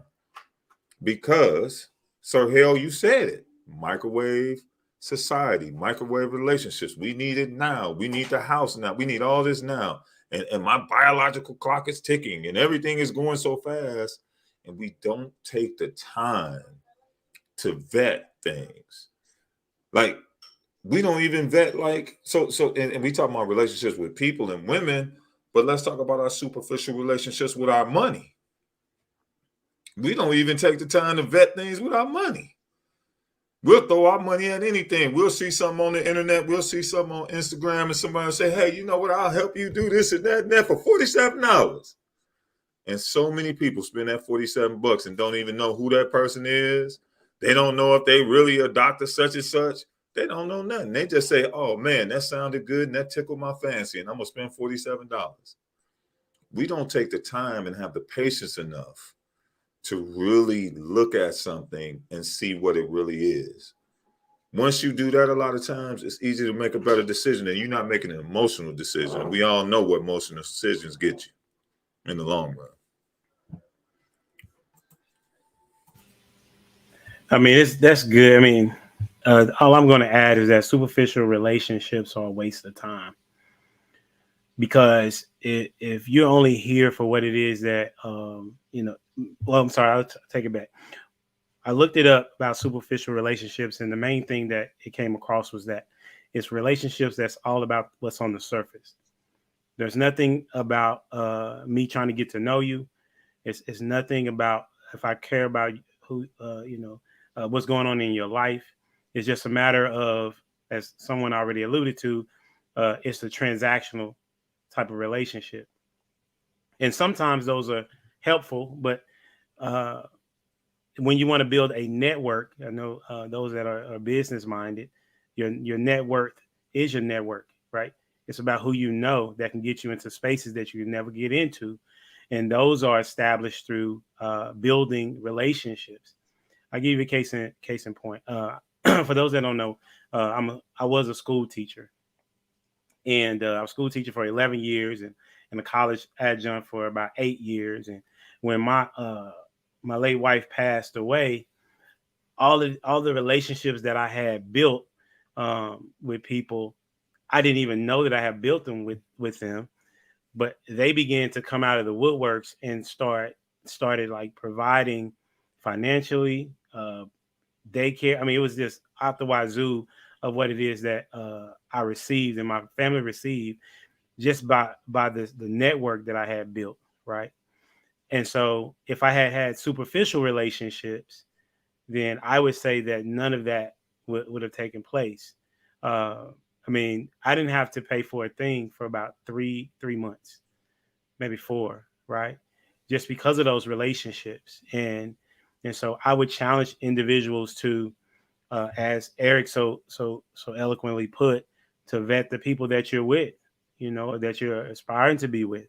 Treat it as a business transaction, even if especially if you're trying to marry somebody, right? If you're trying to buy a car, if you're trying to buy a house, if you're looking for a job, like all of these things should be looked at as valuable, and you should take the time out to see if the time that you're going to put into it is going to reap the benefits of it later on. That's just my take. All right. Ali, you spoke on this? No, sir.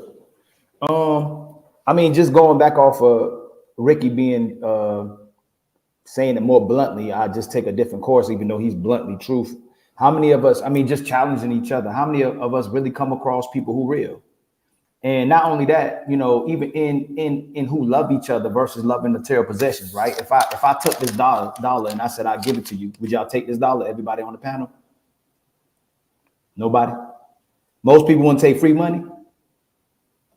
Okay, if I bent it, would you still take it? If I bought it up, would you still take the dollar? So, like, just plainly, we don't prize each other. Everybody wants to be the prize, but we don't prize each other. We don't respect each other. We don't love one another.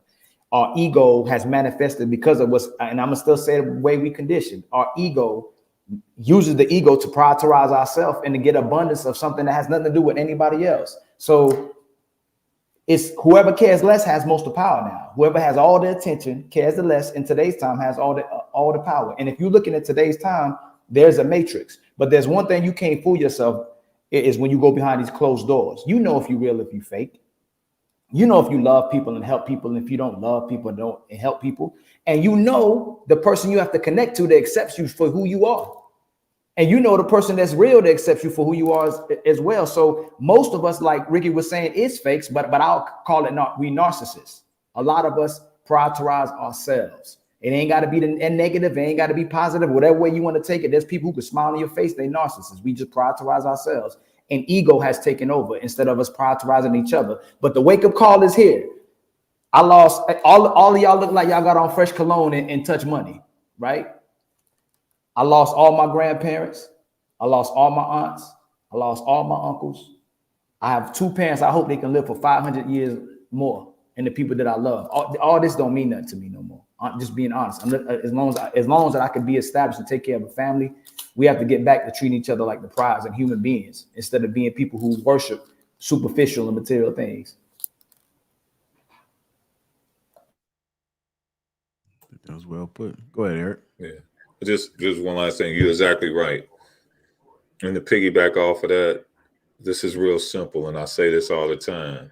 Whatever we spend our time with and whatever we pay attention to, that's what we get value from. Spend and pay. When you exchange that with a person, you're going to get the value from them. And then you'll be able to make the right decision. You'll be able to do just like Ali said, like what he believes. You'll be able to see if that person really believes it. Because Ali, there's probably a lot of women that come at you. And when you say what you say, you know what, I'm with that. That makes sense.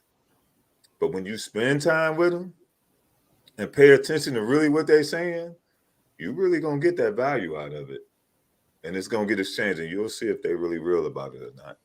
And I just hope people begin to do that a little bit more these days instead of just jumping and doing something just to be doing it. Go ahead. Go ahead. Yeah, so it's just something I've learned. You have to be optimistic about life. But when people show you who they are, believe them. A lot of us, we see these signs, we see it, and we try to force people to be something we want them to be. I have learned this lesson painfully. When people show you who they are, it ain't no accident. And you could, forgive them and, respect them and love them. But there's a difference between you seeing a person and know who they are, and then you're giving them the opportunity to keep on assaulting your heart and emotions and mind and time and, respect and trust. You got to stop doing that. And that might mean some of your families who's friends. You have to, that's a distance, because some of you guys know people for 10 years and you think that knowing a person for 10 years means you got a 10-year friendship. It just means you know that person for 10 years. You can meet somebody in a year and they show a different level of respect for you. And you guys got more of some substance in that 1 year than you've got in 10 years. So just my advice to everybody, be true to yourself and stop trying to make people what you want them to be. People who really value you and really want something with you, that forget the words, their effort will show. I'm gonna tell you a time with one of my friends, an unlikely friend. And look, I'm in the gym. I'll be in that beast mode. And like I'll be trying to be on my Terry Crews stuff. I put that baby oil. That's a different story. But I'll be in there. My best Not the friend baby is, oil. yeah, look, I'll be trying to glisten. But listen, so my friend is a short white dude. My best friend is a short white dude. And I knew this was my friend. I got contacts. I got people that I can call. I went through a depression. I mean, I'm talking about bad. I'm talking about making money, but depressed. And all I did was I said, hey, bro, I'm on my way to the house. He said, bro, what's wrong? And I didn't say nothing. And when a person can hear your silence and know what you mean, you got a friend. So I went over there. I got out in my truck and I just bawled in tears. And he didn't try to give you no speech. He was just there. You see what I'm saying? Like real people who are for you, you don't have to be able to articulate everything. They can interpret your silence. And I've learned that when you have friends, sometimes they don't look like you. Their backgrounds might be different, but real people prove that they value you. And I think we have to be open to accept the fact that friendship may look different than we expected it to. And we got to accept that because that's just the way the way that life works. The biggest thing for me is that people have to, and I know y'all think I'm with, but I'm a firm believer that everything builds off relationships, right? Everything you ask for, everything you want in life, you're going to get through a relationship with someone or somebody, right? And again, a lot of times you and I look at it, I'm just being honest, right? If you have a person you know that's down for you $100,000, y'all done went through the mud, right? You should hold those people close to you, right? And I'm telling y'all this as an OG, right? You shouldn't have to go through the bad to get through the good, right? Y'all have examples. You have examples. And the difference between wisdom and being smart is wisdom. You have the knowledge to, and you practice to know better and do better without having to go through that experience, right? And I totally agree with Sir Hale, and especially when it comes not just to friendships, but romantic relationships. Stop expecting people to be something they aren't. Right? If you're going into a relationship looking to change somebody, you already lost. You already losing. Right? Love those people for who they are. And hopefully with leadership and motivation, they'll see and better yet, that they have their own motivation to want to improve their own station, right? But stop trying to change people, man. Stop trying to change people. Meet people where they're at. And again, if you setting a standard, because I don't care what nobody say, ladies and gentlemen, standards hurt no one.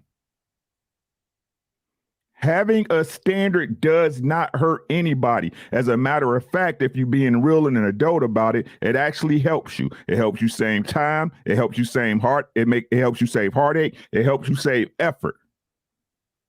Right? If you have a certain standard, right? And I'm not talking, you shooting for the goddamn moon. Let's be realistic. Right? But if you have a certain standard and you doing what you need to do as a woman and a man finds it offensive, he's not the man for you. Not I'm gonna see and look if it get better, right? I'm gonna see maybe he can fall into it. No, man, if you have a certain standard, bro, it's not hurting her. If she can't fall in line, bro, don't waste your time with it. The standard you have made is not just to protect you, but to protect her as well. And ladies, it should be vice versa. The reason you have this standard for your man is that it protects the both of you. Stop playing with people that's not for you. I done said this a million times, now I've said it again. I do not understand how people can sleep and lay next to somebody that they don't feel is for them. That is the most retarded thing. Oh, I knew for 10 years I didn't love him like that, but I stayed. What the fuck is wrong with you? And then y'all want to look at the man like he bogus. If a woman gets silent, that's when you worry. If you want to get silent, just leave. You don't want to put in no effort. Just leave. The door work both ways. You're supposed to be an adult. Gentlemen, if you don't feel that's your girl, you don't feel like she got your back the way you need, that she don't listen to you and don't follow your leadership, what are you waiting for? The money or effort, the money or whatever you lose, you can make again. You a man. You a man, bro. But your peace and your sanity and your emotional being is it, and this is why I tell y'all let money rule y'all. Y'all love money more than you love yourself. Did you hear what I said? Y'all love money more than you love yourself because y'all use the excuse, well, it's cheaper to keep her. Man, I don't want to get divorced. I don't want to take half my shit. No. So you'd rather sit there and be in a toxic relationship, deprive yourself of, I ain't going to even say happiness, the satisfaction of having a peaceful life for money, for $1.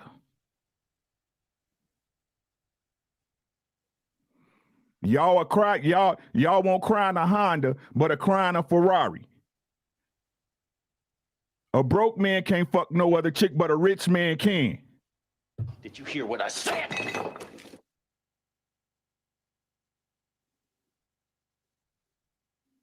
Stop playing.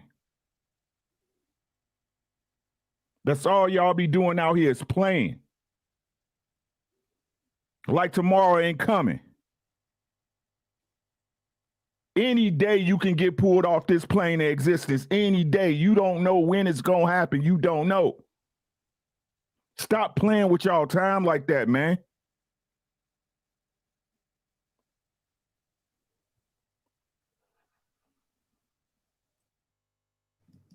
All right. That was like one of those mic drop moments right there.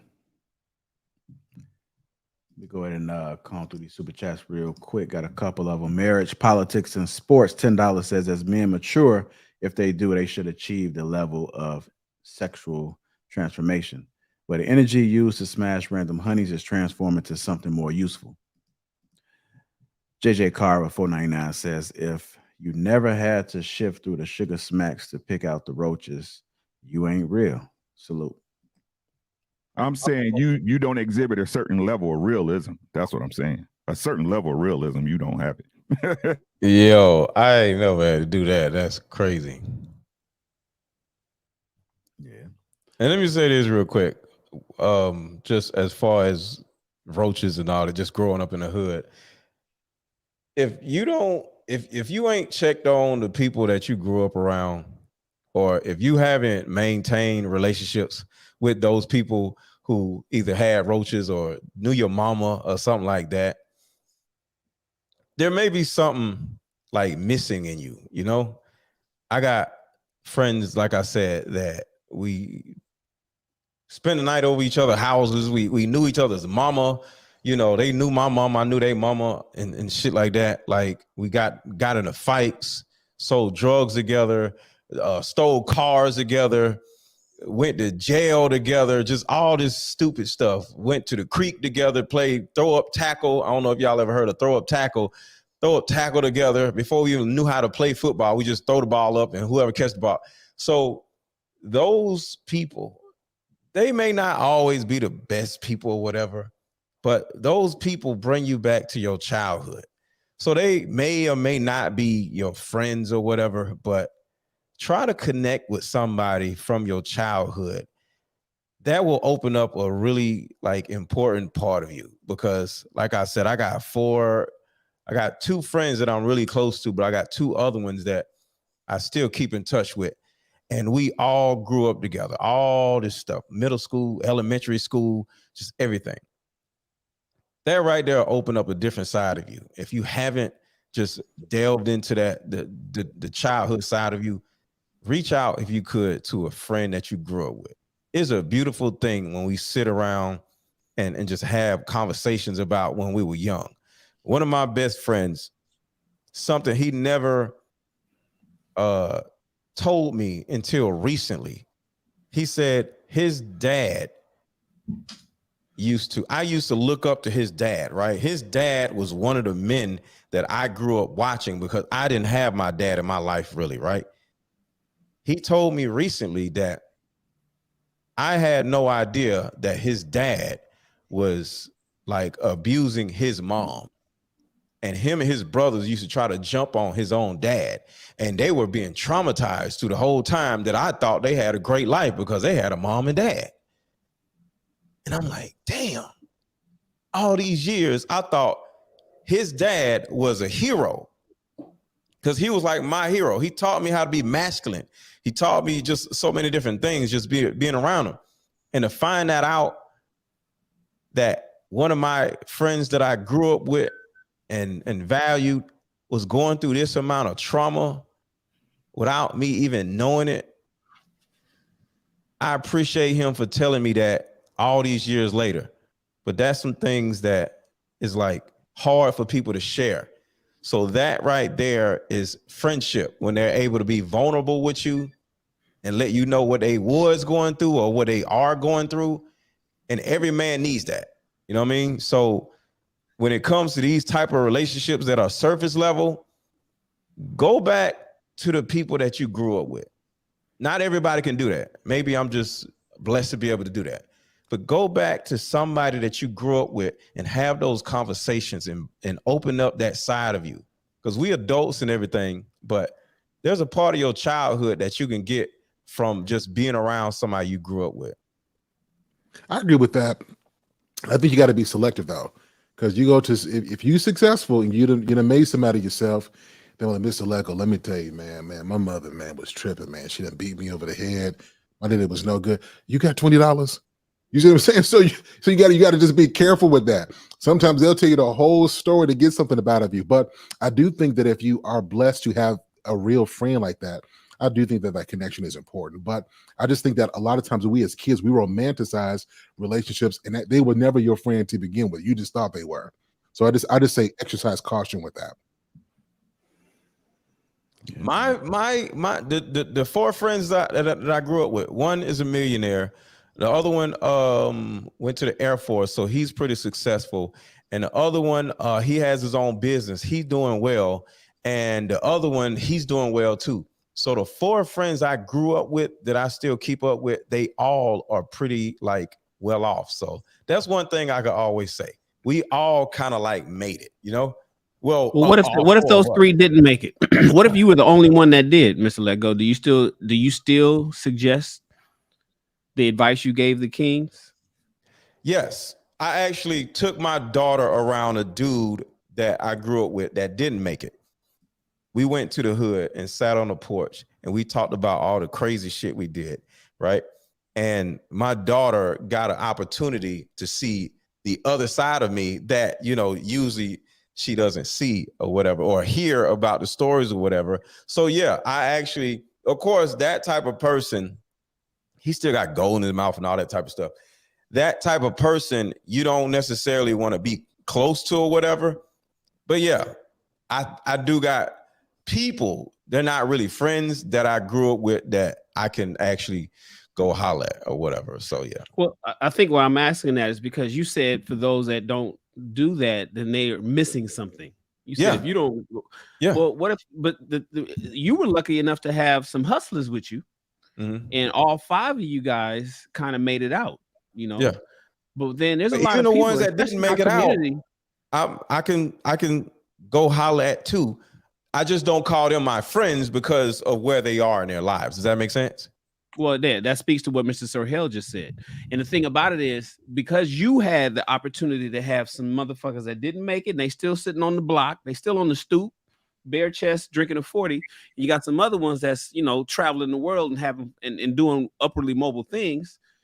There's people who only got them stoop motherfuckers. There's some people out there that only got everybody in their childhood is still cripping at 50. And it's like, dog, you still cousin and cripping and you writing your words and putting CC instead of CK at you 52. You just a super loked out crip to the day you die for real.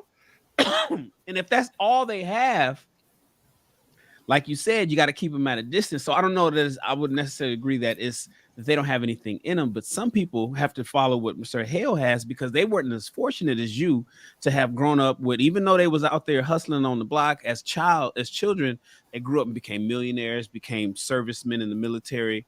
You know what I'm saying? They became something themselves, and you stick with those guys because they have a formula that's working. Some motherfuckers don't have people that have any formula, especially in our community. And so we got to be, sometimes when you moving forward, you got to say, yo, man, if you're not moving with me or if you're not keeping up pace, I got to leave all y'all niggas back over there. Because every time I go see my mom, y'all still on the block asking me for $20. I don't even want to drive my Lexus home. I take the Honda Civic when I go back to the hood. So y'all don't asking me for, so I guess we got to just kind of be careful with that, depending on who you are and where you come from. It's just those conversations though, man. Them conversations that only you and that person can know, because you and that person or those people were there. None of the people that you're around now has any idea. It's just those conversations, man. So does this prove, though, our point, even as much as we pretend not to be superficial, like we are superficial? Like you leave your friend because he don't have as much, not saying that y'all what you personally doing, but we don't talk to our friends because they're not where we at. And then we'll brag or promote our friend by saying they're established. Like most of us look like on this panel, most of us came from people who would be considered poor, but had great relationships with their brothers and sisters and their mother and father, and were great quality people we respected. And then when you ask people who are they inspired and motivated by, they'll say it's their daddy, their uncles, their grandfathers. We're nothing like them. Nothing like them. Every time we have conversations like this, we don't praise anybody unless they're established or have something going for themselves or have something. So are we all sitting here asking people to be a certain way? Then when we start speaking, we are actually the problem as well too, because we still support and worship and praise superficial things. My best friend from school, 3 of my best friends, they ain't nowhere where I'm at. And a lot of people that I affiliate with this where I am, I don't like interacting with those people because they look down on other people. They compromise who they were to be where they are. So the majority of people, they get to a certain plateau. Let's say me and Eric, Mr. Eric was working together. He turned around and go, man, I ain't them. I turn around and go, hey man, them still our friends. Maybe we should help them pull up. Because if you look at other races, and what I see, I'm in real estate, I see Mexicans just helping each other, Jewish community helping each other, Arab community helping each other from nothing and making them millionaires in a year or two. Where we look at each other and go, man, I want nothing to do with that. I'm gonna get what I get, and I'm gonna get what other people who get. But if you have to be have friends and genuine relationship with people that we love each other for who they are, most of us ain't doing that. Well, the problem with that, Ali, is if another person doesn't think like you, isn't operating like you, that person can potentially be dangerous. So we talking about friends, right? Superficial versus real friends. If I actually go back, because you got to remember, my actual friends made it out of the hood. I have other childhood friends that I don't necessarily call my friends now, did not make it out the hood. So not only are they still in a bad environment, they may have a bad mentality.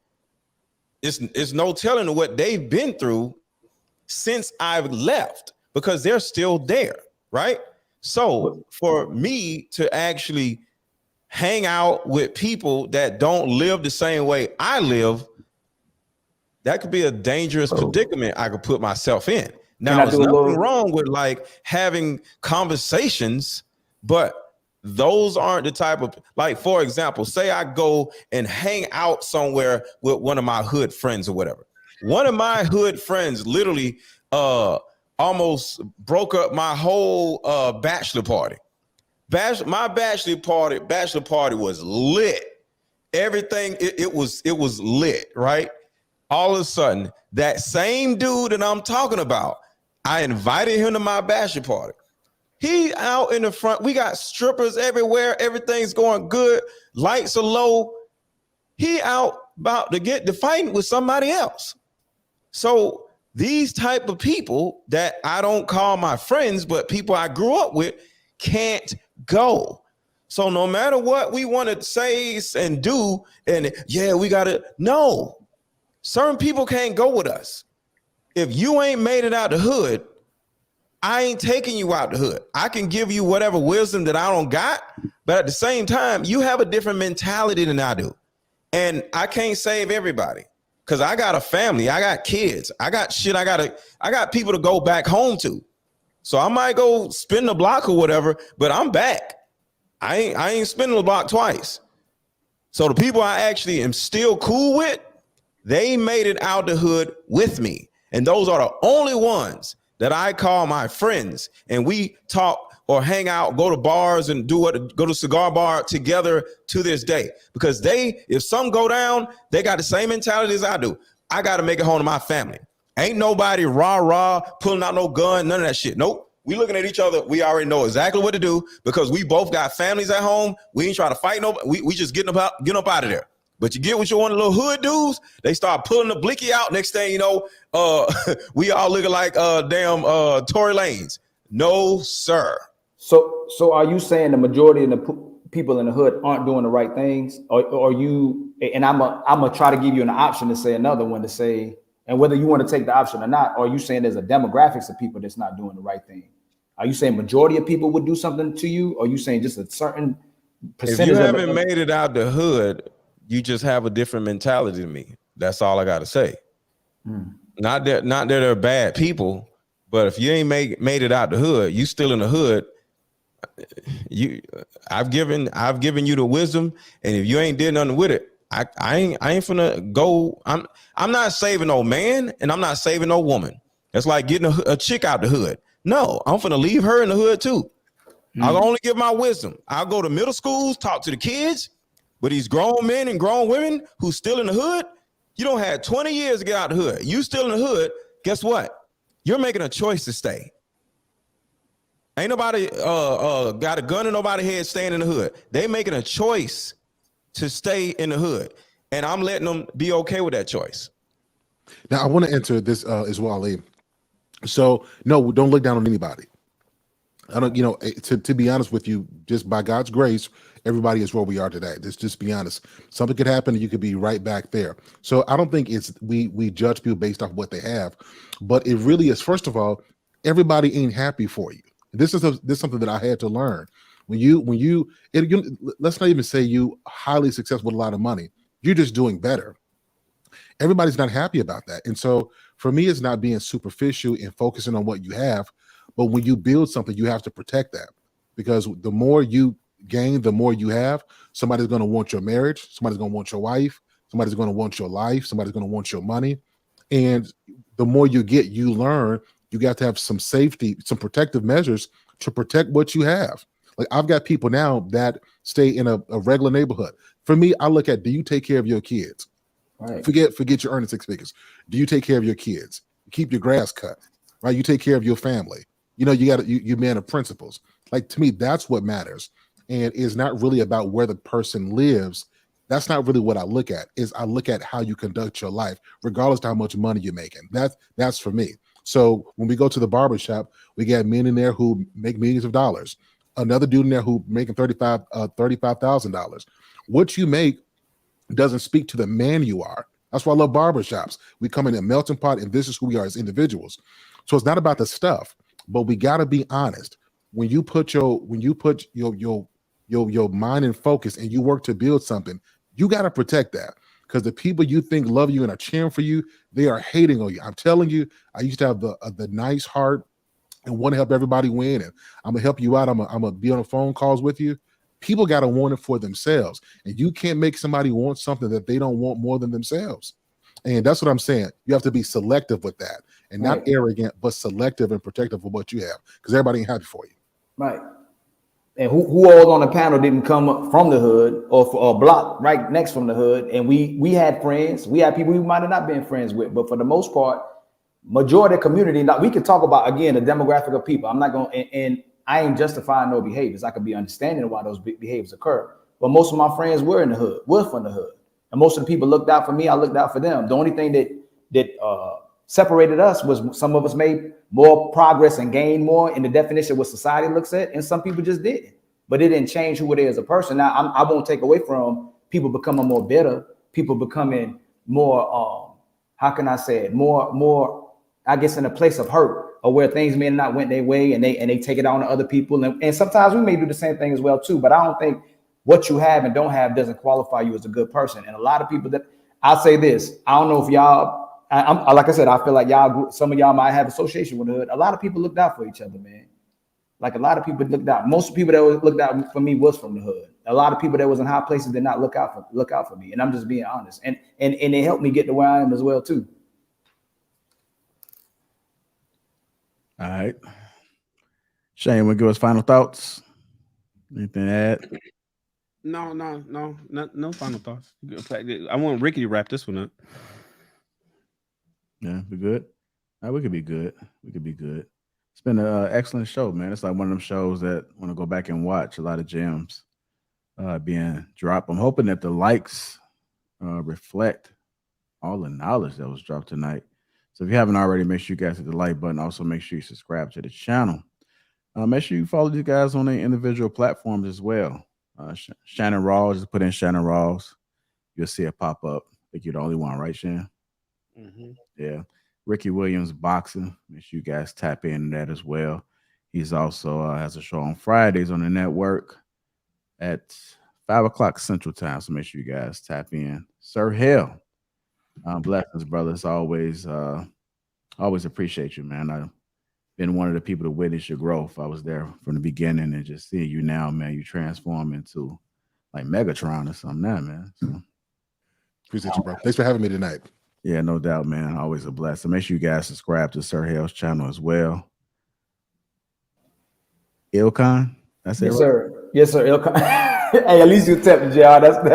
I appreciate that. Ilkon Ali. Yeah, just check him out. You got a YouTube channel too, right? Yes, sir. I got a YouTube channel, and then J Prince for Presidents, man. The campaign. I'm on the campaign. You know, we rock good over there too. We rock with you too. We support y'all heavy over here. Lapeef, Ricky, Sir Hale, Mr. Let Go, everybody. Eric, Shannon, we support all y'all, man. We want everybody to win, man. And we have these truthful conversations as well too. Nobody kissing nobody, but nobody trying to be yes man. We trying to have solid conversations that help us all get the resolutions of how to bring us together. Yeah, absolutely. You know? Shout out to J Prince as well too. Eric, I don't know if you got a YouTube channel. I know I see you guys go live on Instagram. It's in its infant stages, so it's coming. Okay. Like I see everybody on there, so I guess I gotta. It's coming. Let's put it like that. Well, if you need any help, man, just reach out to me, man. I'll help you too, man. Yeah. If you guys need any help, any direction. Hey, I'm humble. I take all the help I can get. Hey, I'm just a phone call away, man. Just reach out to me, and I have no problem helping you, brothers, man. I definitely want to say thank you. One of the things that stood out, what you said about that pressure, man. That's something I'm gonna really sit on. That was dope. I like that. And Mr. Let Go, man, he's a legend already, man. So I'm still give you your flowers though, man. But you the man. What can I say? You're all over the place, brother. So keep doing your thing. Just make sure you guys follow. And I appreciate all the mods in the chat as well, man. I just added a few more people to the mod gang. Shout out to my green gang as well. But the mods have definitely been dropping the channels throughout the broadcast. So you guys have that as well. With that being said, another great banger in the book. Shout out to the sponsor, Teach Hanley. And you gentlemen, enjoy you guys' night and see us next time. All right, y'all. Appreciate y'all.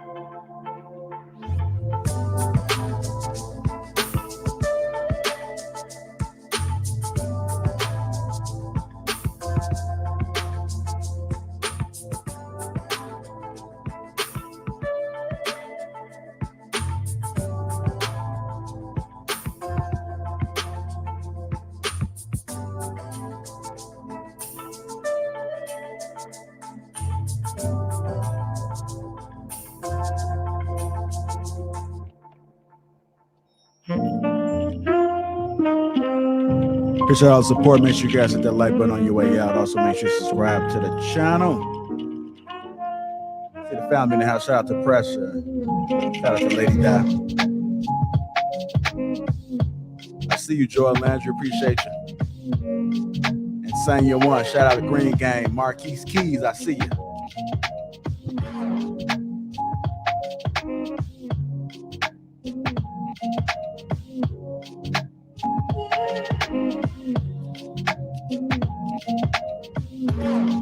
Yeah.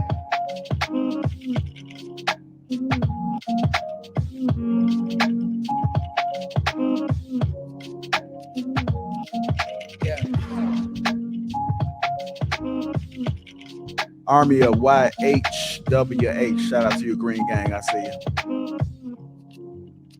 Lexicon. I see you. Yeah. I see you, Green Gang.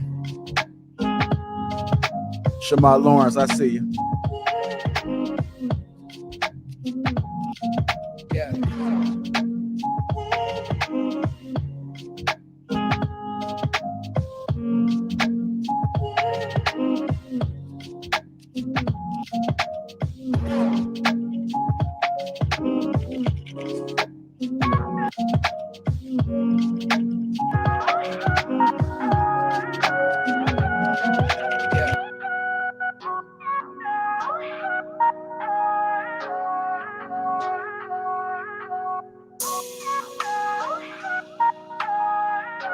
See you, Lady Di. Hit that like button, family. Hit that like button. Make sure you guys subscribe to the channel. Shout out to the greatest network ever.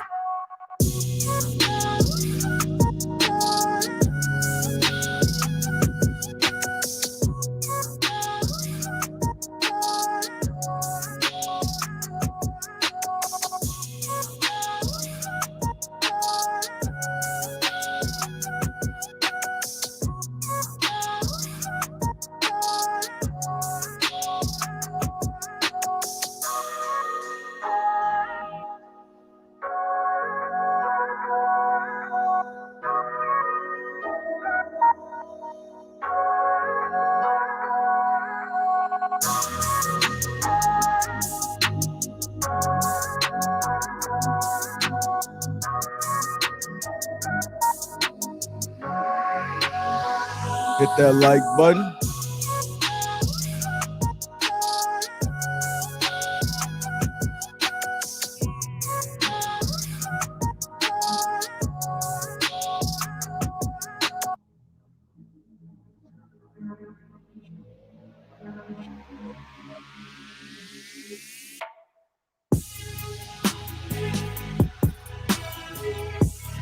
Shout out to our greatest network ever. Make sure you guys hit that like button. Also, make sure you subscribe to the channel. Shout out to the sponsor, Teej Handling. The link is in the description. If you want to become a member, make sure you click that link at the top of the chat. Shout out to all my Green Gang. Shout out to all the mods in the chat, all the regulars. I see you, baby. Shout out to all the people on third shift. If you're just getting off on second shift, shout out to you too. Safe travels. Shout out to all my union life brothers and sisters out there. All my first responders, shout out to you guys as well. All the truck drivers out there on the road, y'all be safe out there.